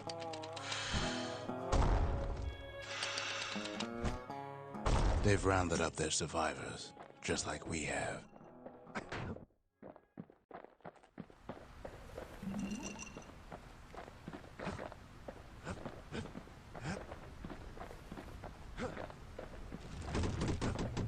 Maybe they've thought about turning back, just like we have.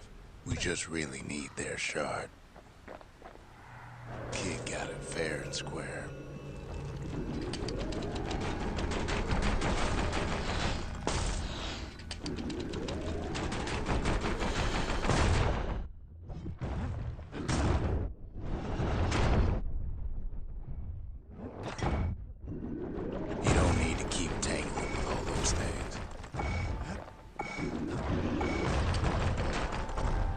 That's the way.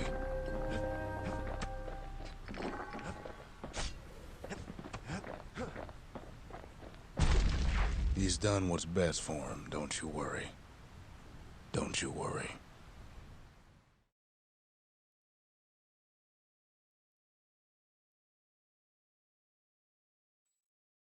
We'll all be better off once the Bastion is complete. The monument's getting better. Zolf sure did a number on it, though.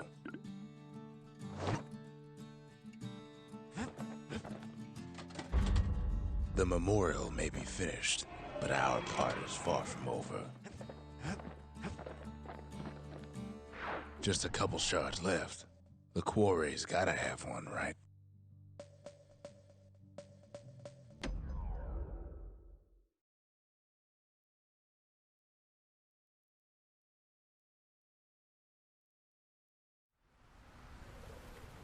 Imagine everything you'd need to build a city like Zealandia. It takes hard work and planning, and it also takes burstone quarry. The Ura tunnels beneath the quarry must have softened the blow from the calamity. We bought the whole place from the Ura on the cheap. Same goes for its natives, rattletails. Why would the Ura put up with those pests?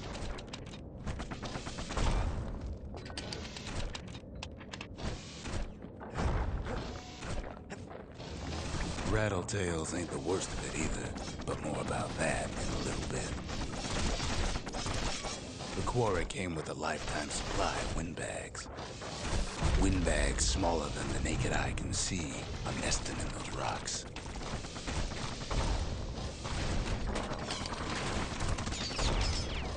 Not only are these rocks a source of life, we found that the oldest ones remember things.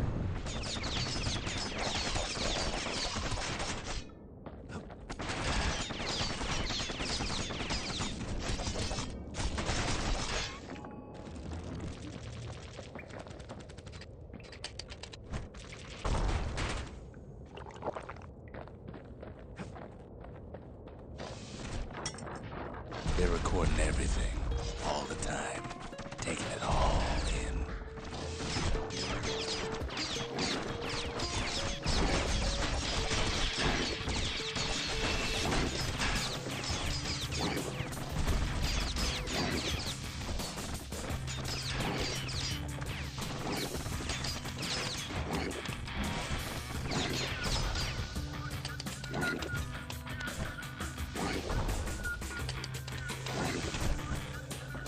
No wonder all those beasts were drawn to the quarry. The rocks were calling them. Keeping the quarry free from pests turned out to be a problem. Rattletails kept tunneling in to snack on windbags. Without those windbags, the quarry might not have its special qualities. Even stink eyes started taking root in here.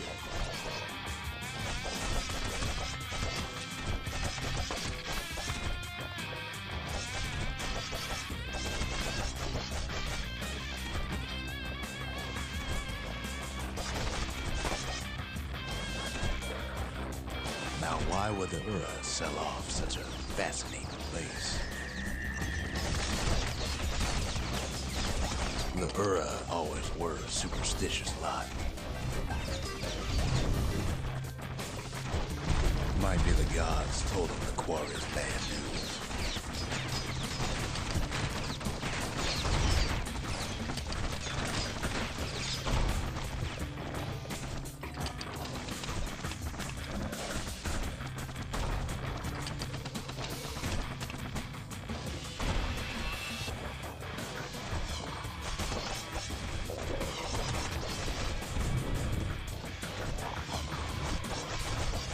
On top of that, you know the Ura hated anything above ground.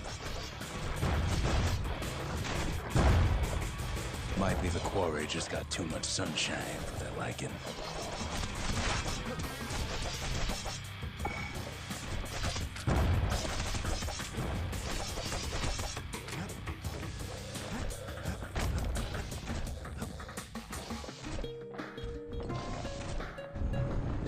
In any case, it's fair to say the quarry was a godsend.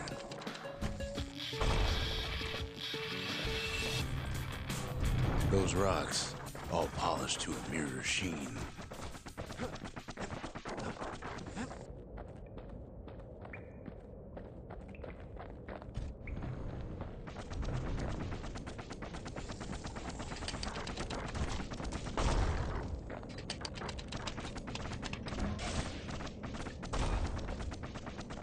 The largest ones, you know as cores.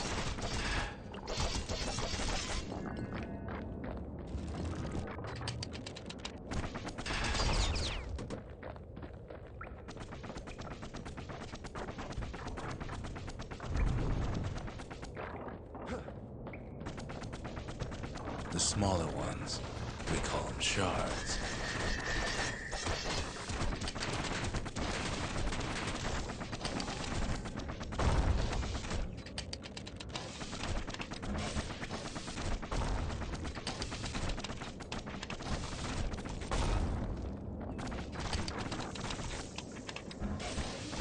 The shard's got a fraction of a core's power, enough to fuel a voyage to the motherland.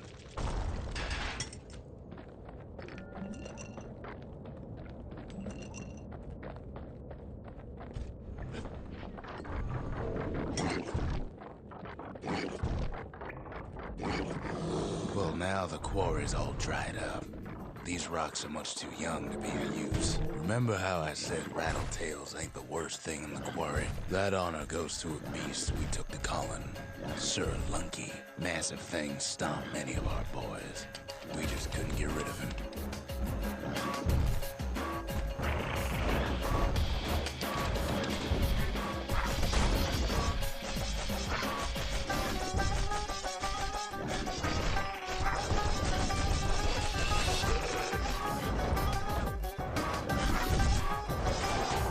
The only thing harder than the rocks most in the quarry is Sir Lunky's head.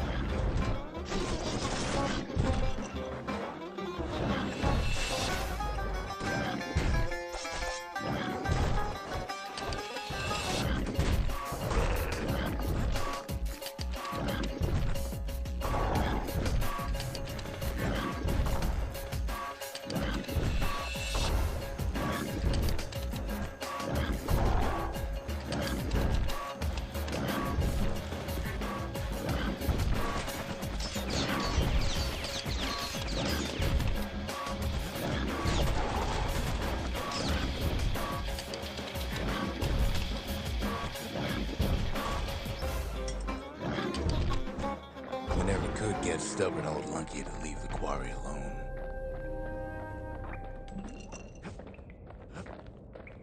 Then the kid hears a voice calling from down the hall. "Are you all right?" it says.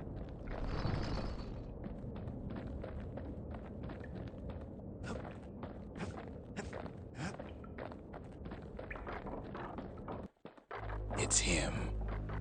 "I've come to warn you," he says. "The Bastion is under siege. Let it fall. You should not go back."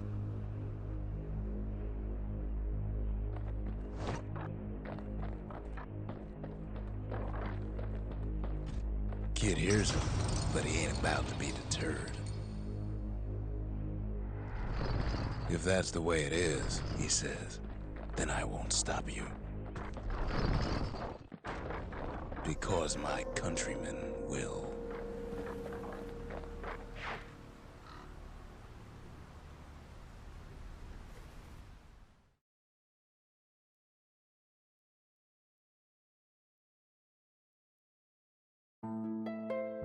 Say what you will about Zulf, but he's a man of his word.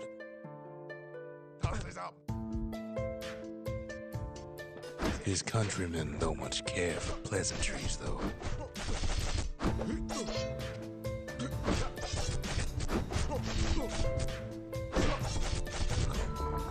Zolf showed them the way here, and here they came to take revenge.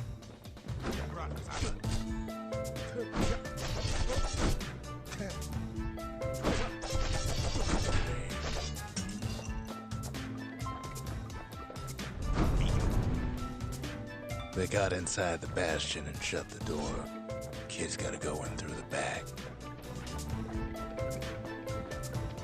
I should have told him sooner about all this. Unfortunately, they broke in and they started digging their hole. Something wrong sprung out of those holes, and it's eating away at this place.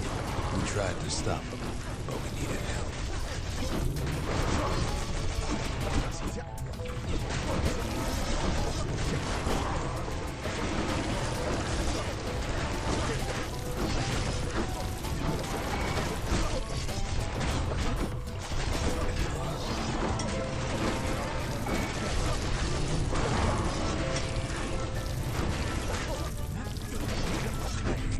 Our little squirt, he don't make it.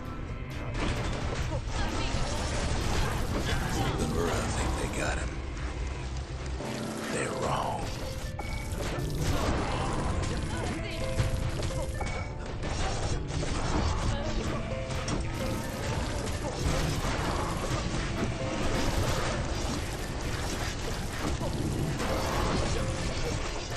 Somehow, some way, he sends those Ura packing. Problem is, it didn't matter. Zolf's plan worked.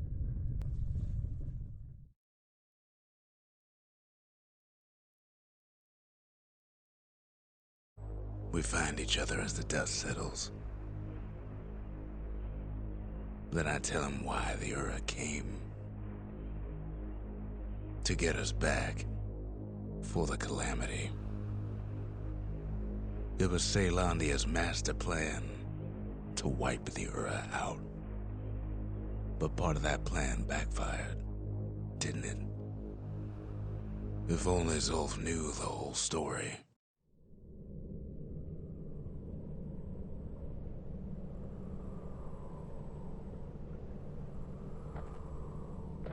Ain't always much to say. The shards can put this disease in remission, but there's only one cure. We need to finish what we started.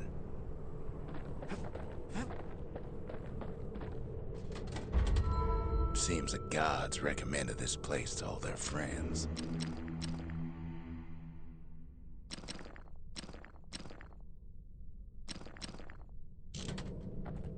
Now all we need is one last shard.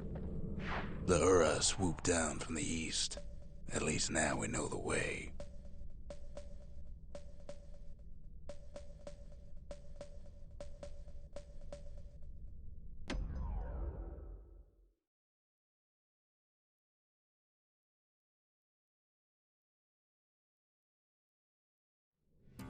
One last shard. It's all we need to put this mess behind us. And mother, what a mess it is. A mess like that could have only been made by hand. Zolf said the Calamity failed, and he's right. The Ura stand as living proof of that.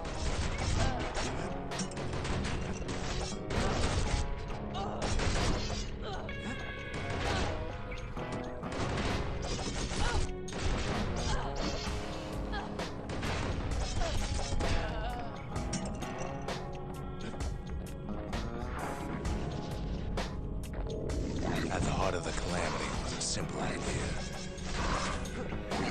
We never wanted to go to war again. Wanted to rule it out.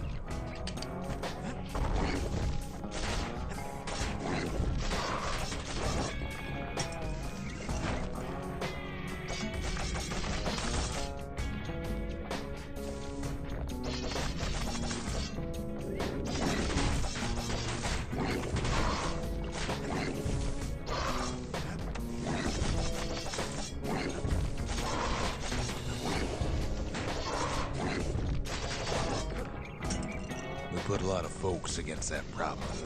Scientists, soldiers, spies, even me.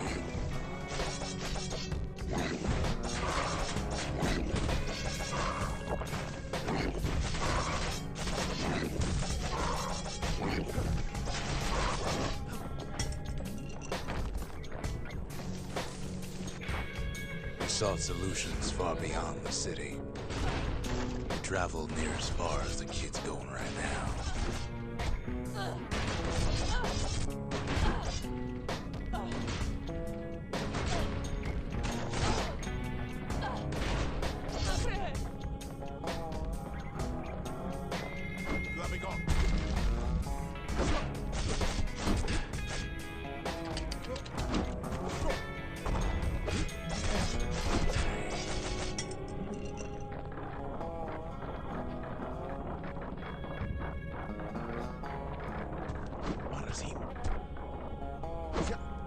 Most of our efforts didn't bear fruit.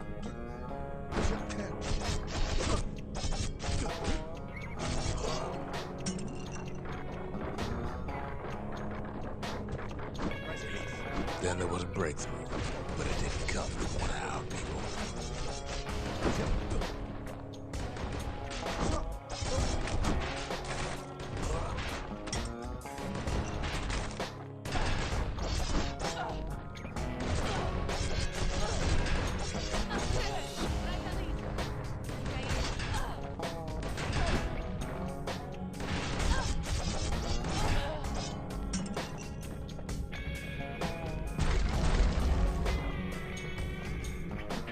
It came from an Ura, a brilliant young scientist named Ven.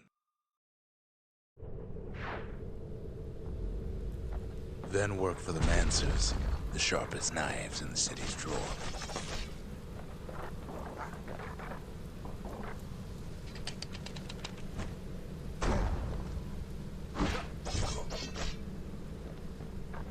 With his help, the Mancers devised a way to seal the Ura tunnel shut in a flash.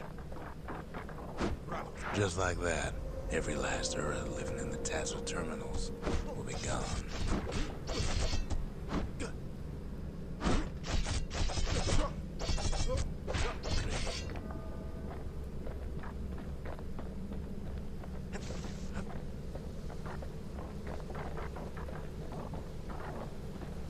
This discovery was never to be used, they said, except as a last resort.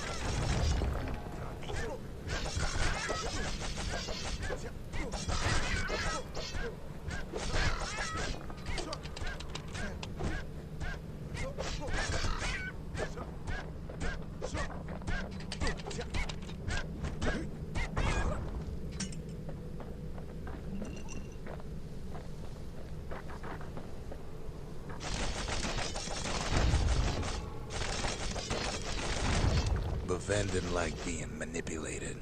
He had plans of his own.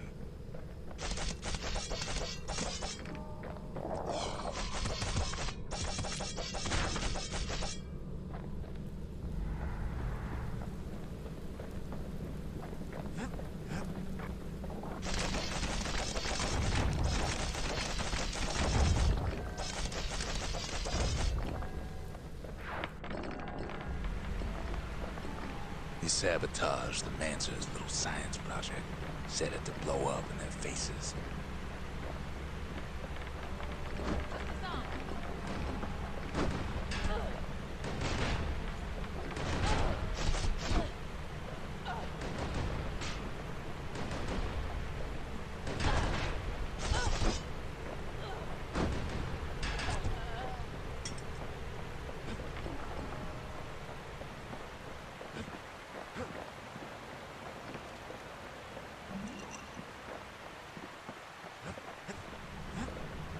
Imagine how Ven must have felt when they finally made him pull that trigger.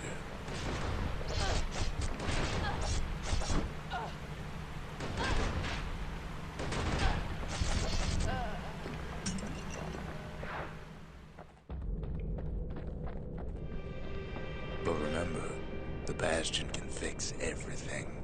We just need that shard.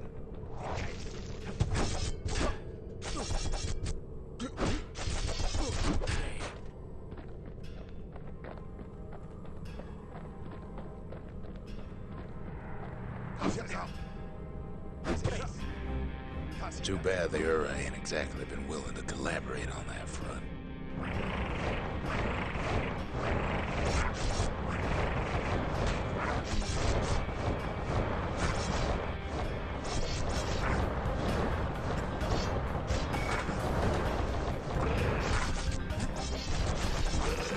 For now, Kid had little choice but to pick up where the Calamity left off.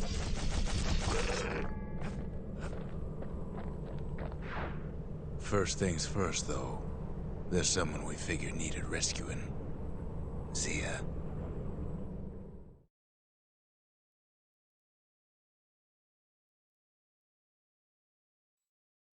The Ura fell back, no doubt planning the next move, but we knew ours already.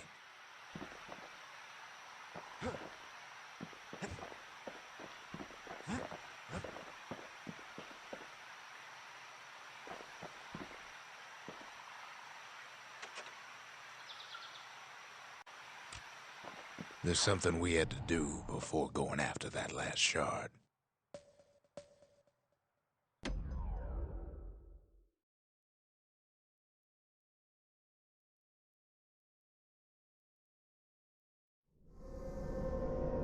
Well, now it's personal, ain't it?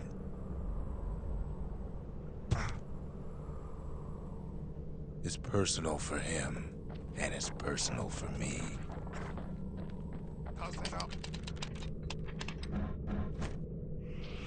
He finds his moment to strike.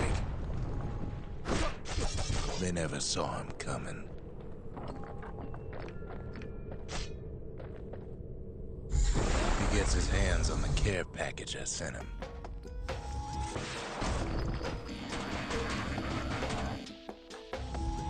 It's a little something I've been fixing up in my spare time. The Ura found a way to keep the Calamity from spreading through Sultan's Hollow.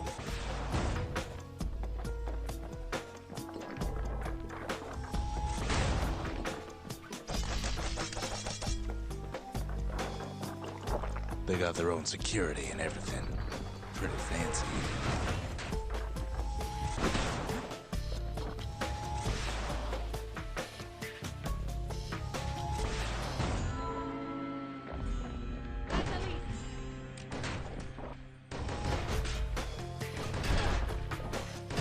They've got these conductors that are all what's keeping the place together.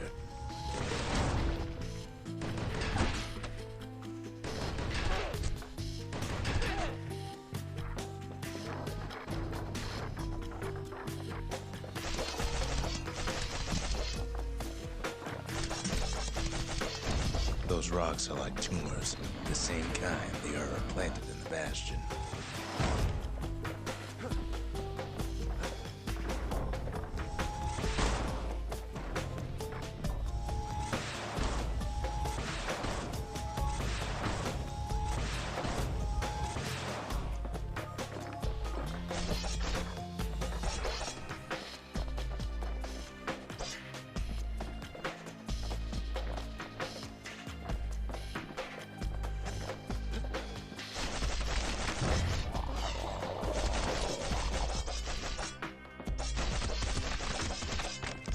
Break enough of those things and the Calamity rocks slink back into the ground.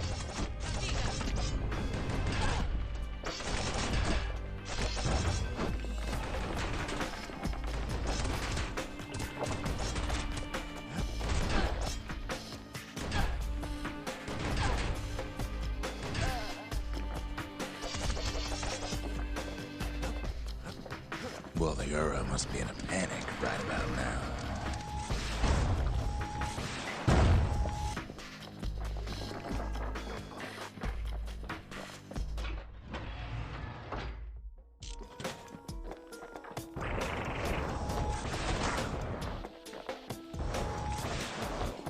They even sick their little rattletail pets on the kid.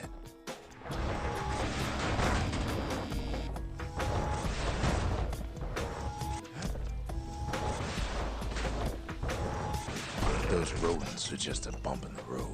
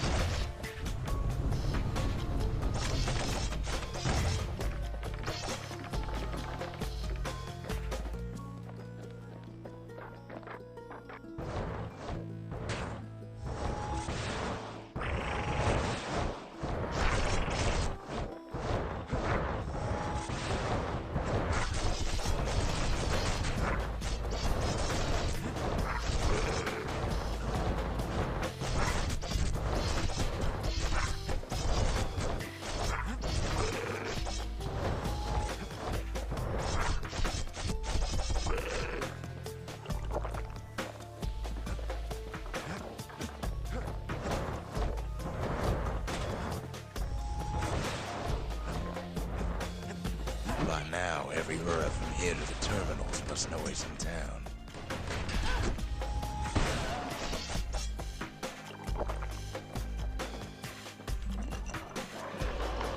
Most of the Ura's conductors are squared away in the middle of the hollow.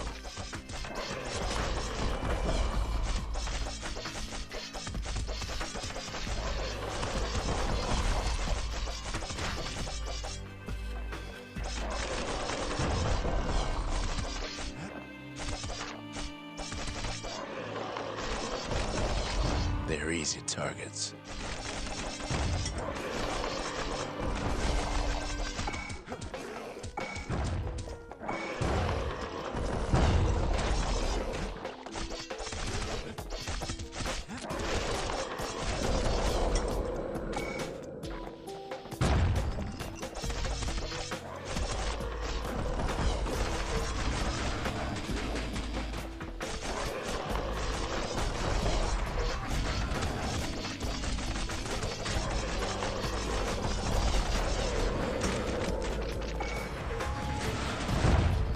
Those calamity rocks must be eating that place apart from the inside.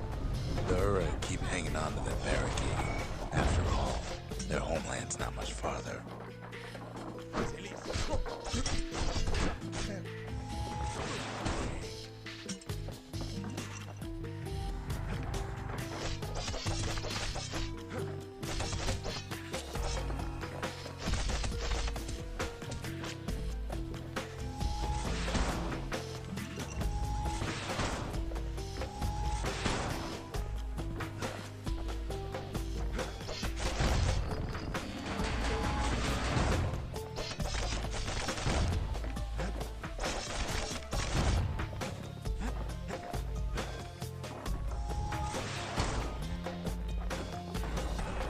Some of them are downright bewildered by what's happening.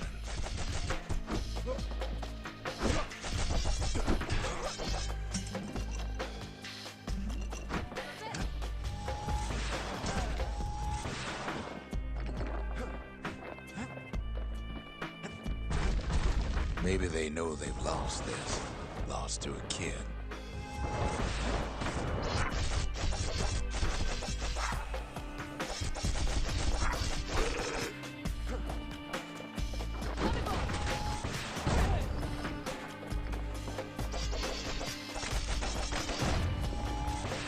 They underestimated us. Had us pegged all wrong.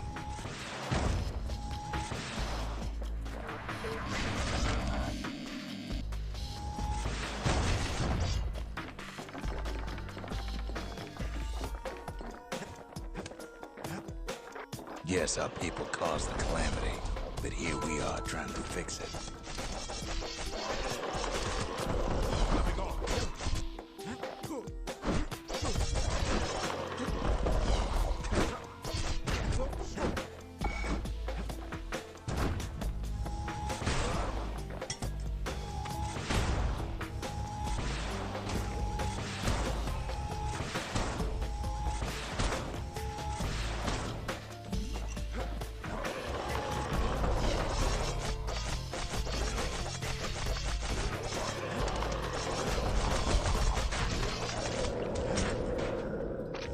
Shame the opportunity for civilized discourse is over.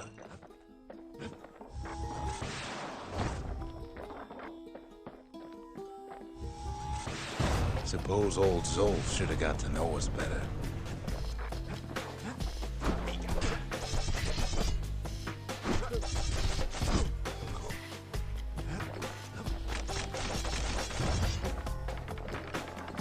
Maybe I should have trusted him. Told him everything I knew.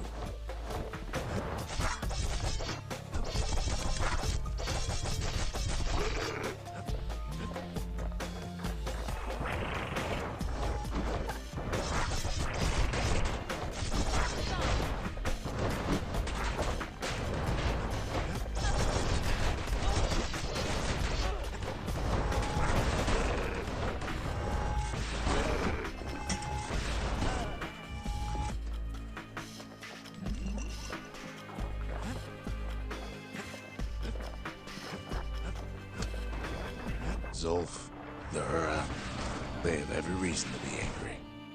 Beyond angry.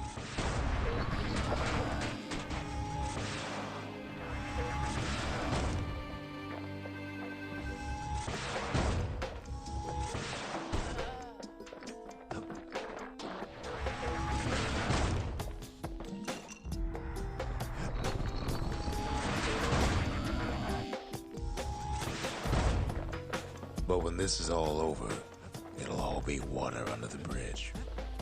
As the hour grows desperate, the Ura bring out their big guns.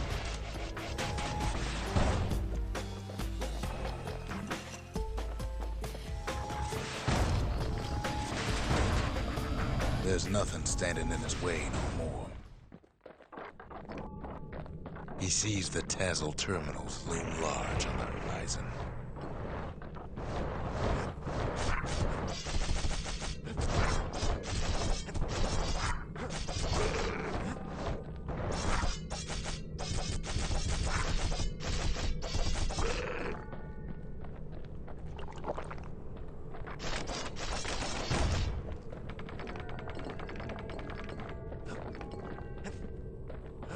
Way out there on the edge of the world, that's where he finally finds you. But it ain't like Prosper Bluff this time. Ain't nothing for this gal to sing about now. Zia, you weren't kidnapped. No, ma'am. You just had to see what happened to the Ura. To your own people.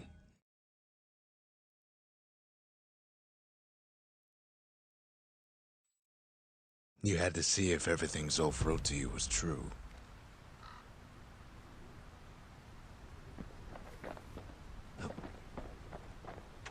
They lost everything, didn't they?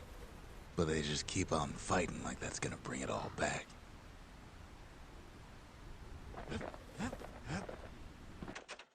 I don't need to see what happened to the Ura. I'm trying to undo it, remember?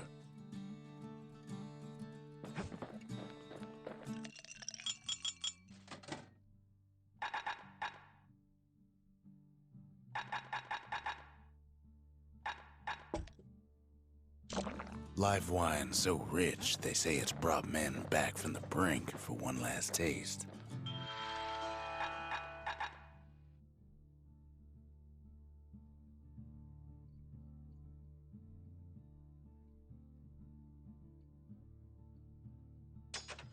It wasn't fixed, it was unbroken.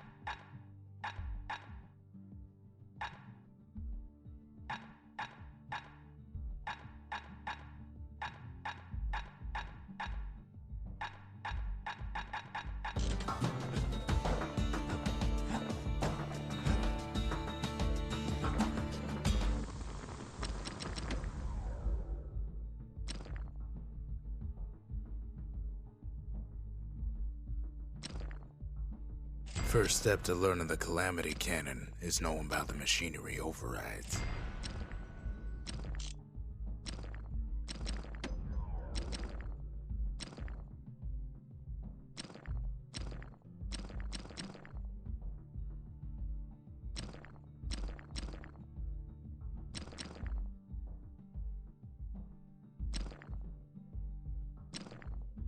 Points just don't get any sharper than that. Once the kid gets that last shard from Zolf, it'll all be over.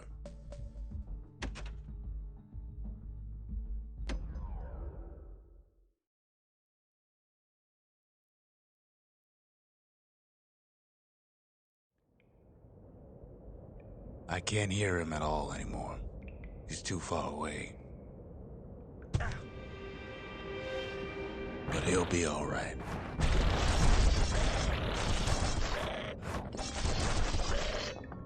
Just needs to get that shard from Zolf and come on home.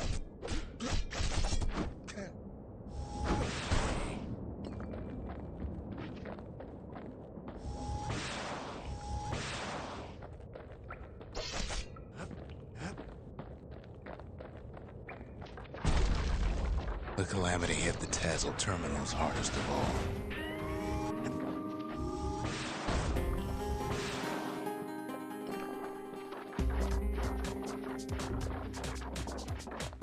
You know why Zolf went back there. The place was his home. All his old friends and family were there.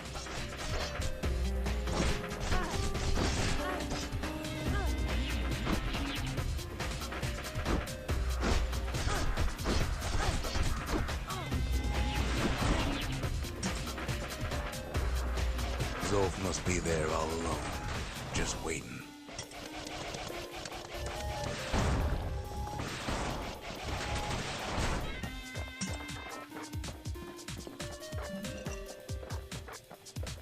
You know what's funny? All we can do is sit and talk. Well,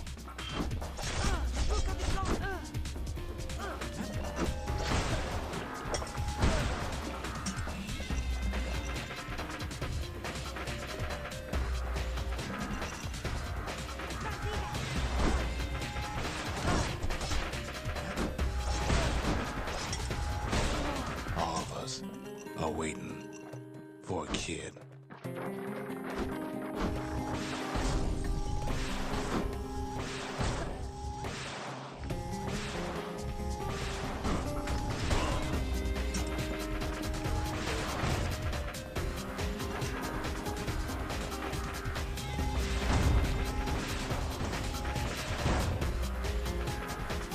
Look around. There's not much left to do here in Bastion, I'm afraid. So why not tell each other stories to pass the time, right?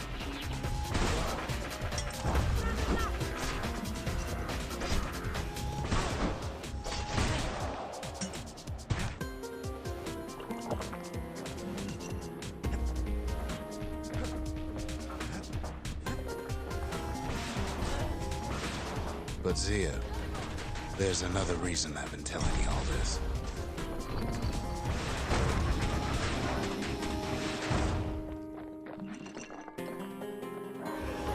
When the kid brings back that shard, the Bastion will be complete. This disease the Earth planet here will go away.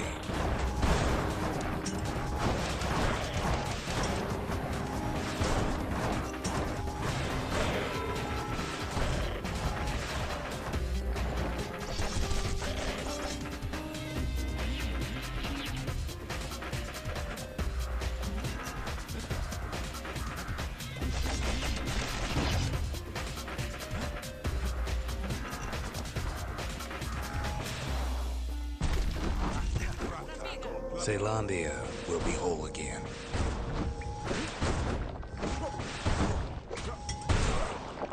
Everyone will be all right. Everything will be back to normal.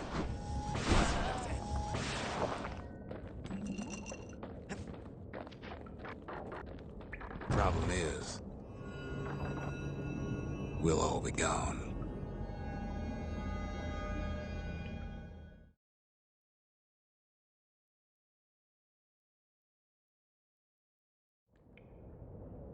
Oh, we're not gonna die. It's more like all of this will just stop.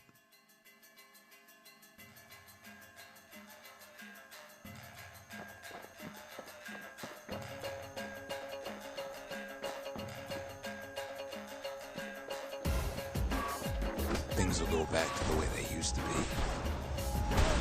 That's the power of the Bastion. This whole place is a living record of the times before the Calamity, the way things were before this story.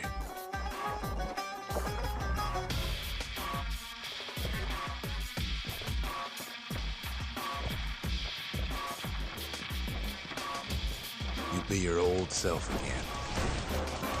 Think of all those times that didn't go your way.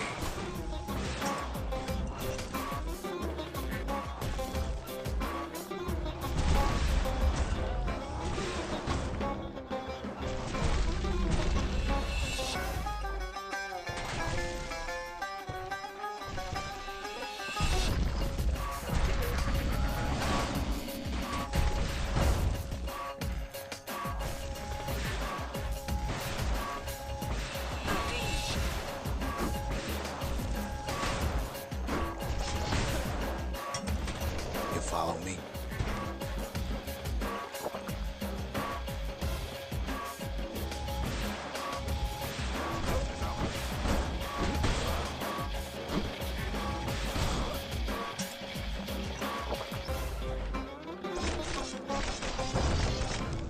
All of life's little setbacks.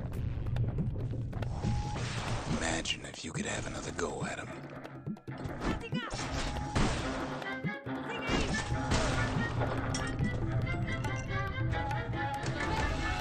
Mistakes.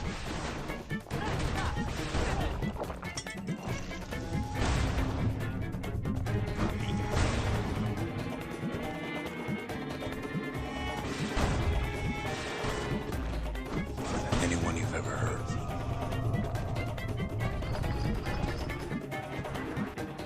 Everything you've ever done, you could do it over. And wouldn't that be grand? Wouldn't you agree? Well,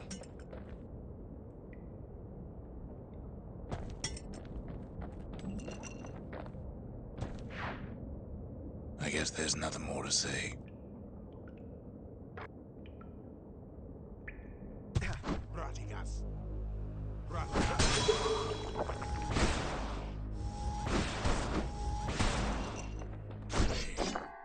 Who am I kidding?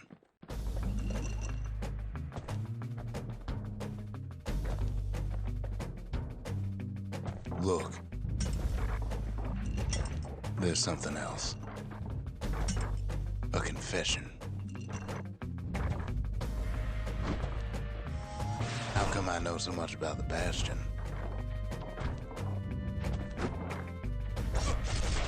Well, I designed the place, but that's beside the point.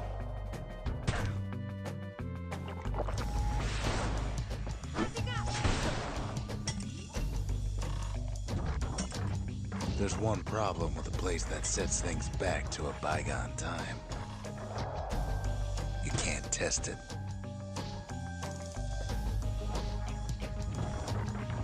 So you're probably wondering if the calamity happened already. What's to stop it from happening again after the Bastion does its thing?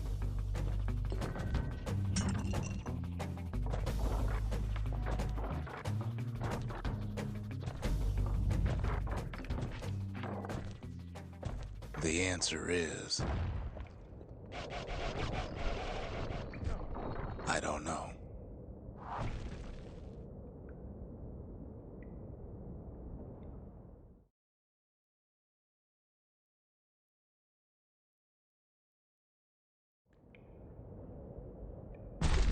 You're wondering if there ain't some other way out of this mess.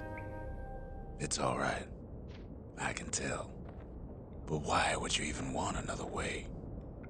Unless you wanted to stay here with us.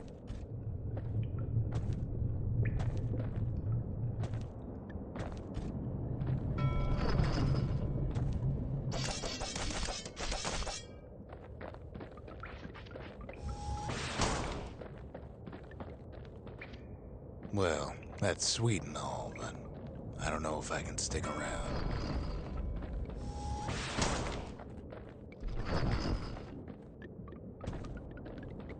The weight of the calamity, it's on our shoulders. We can't just let it go.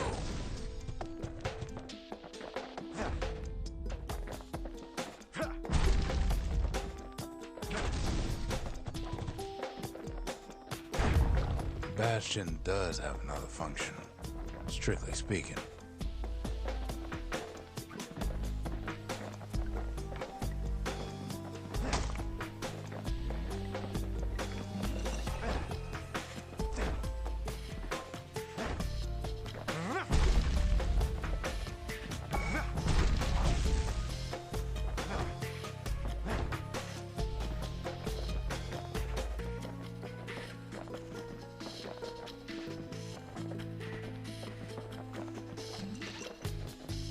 If ever the monument blew out and we couldn't repair it, we could still evacuate.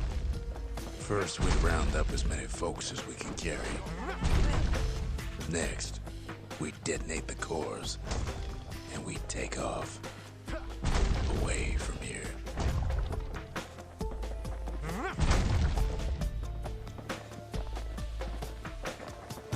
Of course, that would mean no going back. Ever. But then again, that way all of us could leave the city together.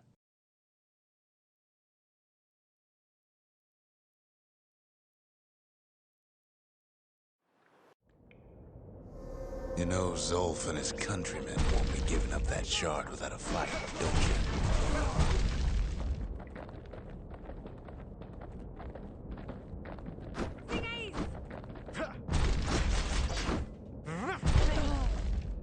Zolf and the Ura, all they want now is to see the Bastion fall.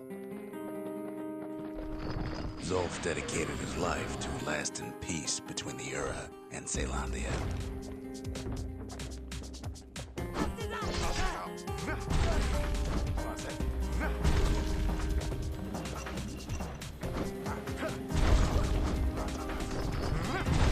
He can't have imagined the city would try to wipe the Ura out.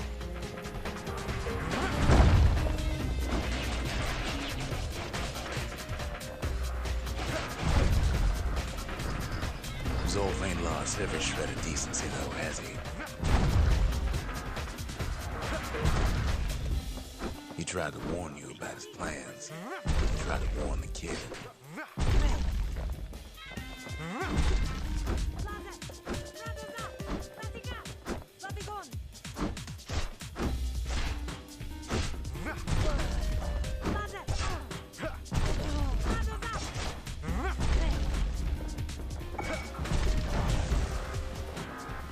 For Zolf, this ain't a personal matter.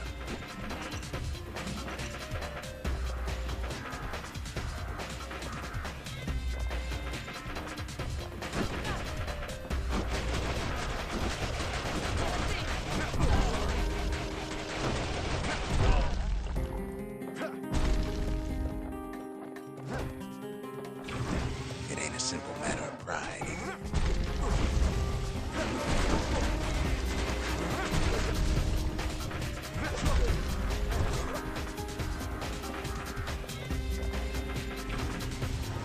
One thing's for sure, the Ura can't be happy that the kid followed Zolf all the way home.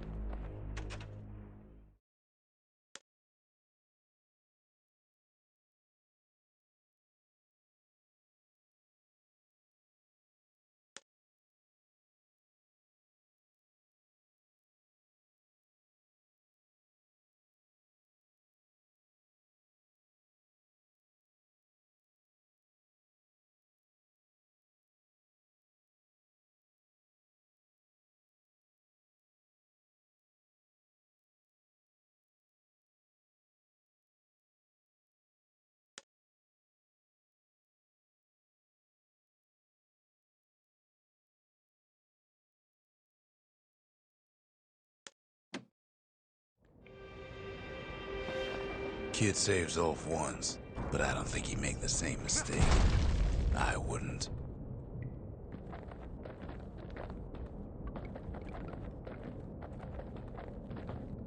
Don't you worry, though. Once the Bastion's restored, it'll all be alright. You ain't still thinking about that whole leaving the city thing, are you?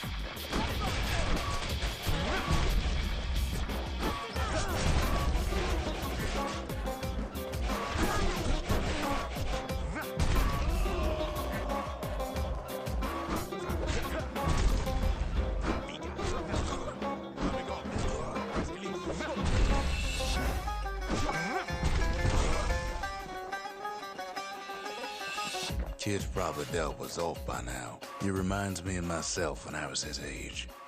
I ever tell you about those days?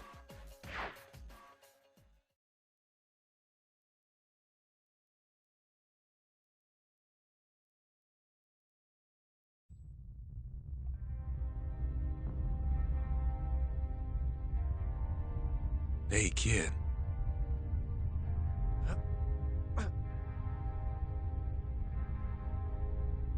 Get up, kid.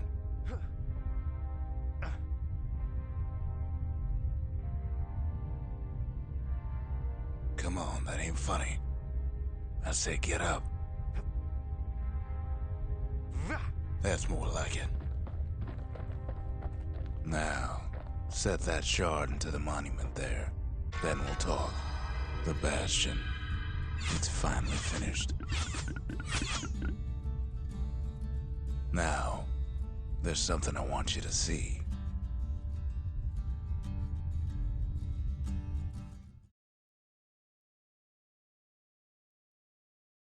Welcome to the heart of the Bastion.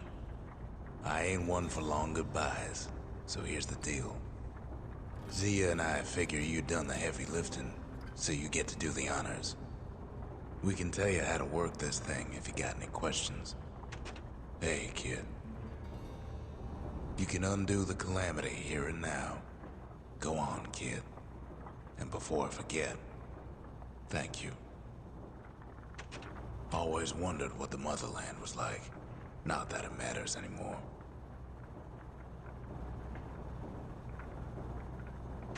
Zolf only brought more ruin to the Ura. No wonder they didn't take kindly to him. You've got one thing left to do, so you hang on to that badge. Besides, you earned it. You made it. So, let's see. You can either prevent the calamity, or stick around with me and Rex. I'd hate to be in your shoes. If I could be any place I wanted, I'd stay right here. We could go anywhere in the world. Zolf tried to talk me into joining him. I tried to talk him out of it. I guess we both failed. When I finally found my people, I told them we could help.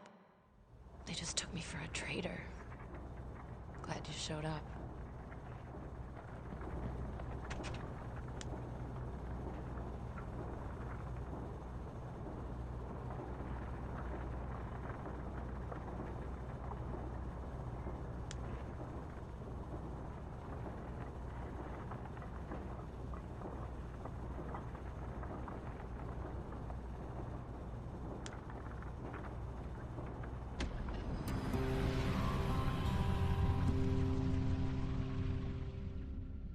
It's finished. Now, sit tight. It'll be over soon. No matter what happens next, you're done good. I suppose all that's left is to try and remember this moment. The Bastion's gonna take us back to a better time. Before any of this. Might be we'll forget everything you've done. And each other. Though after all we've been through, I find that hard to believe. So long, kid. Maybe I'll see you in the next one. Zealandia, we're coming home.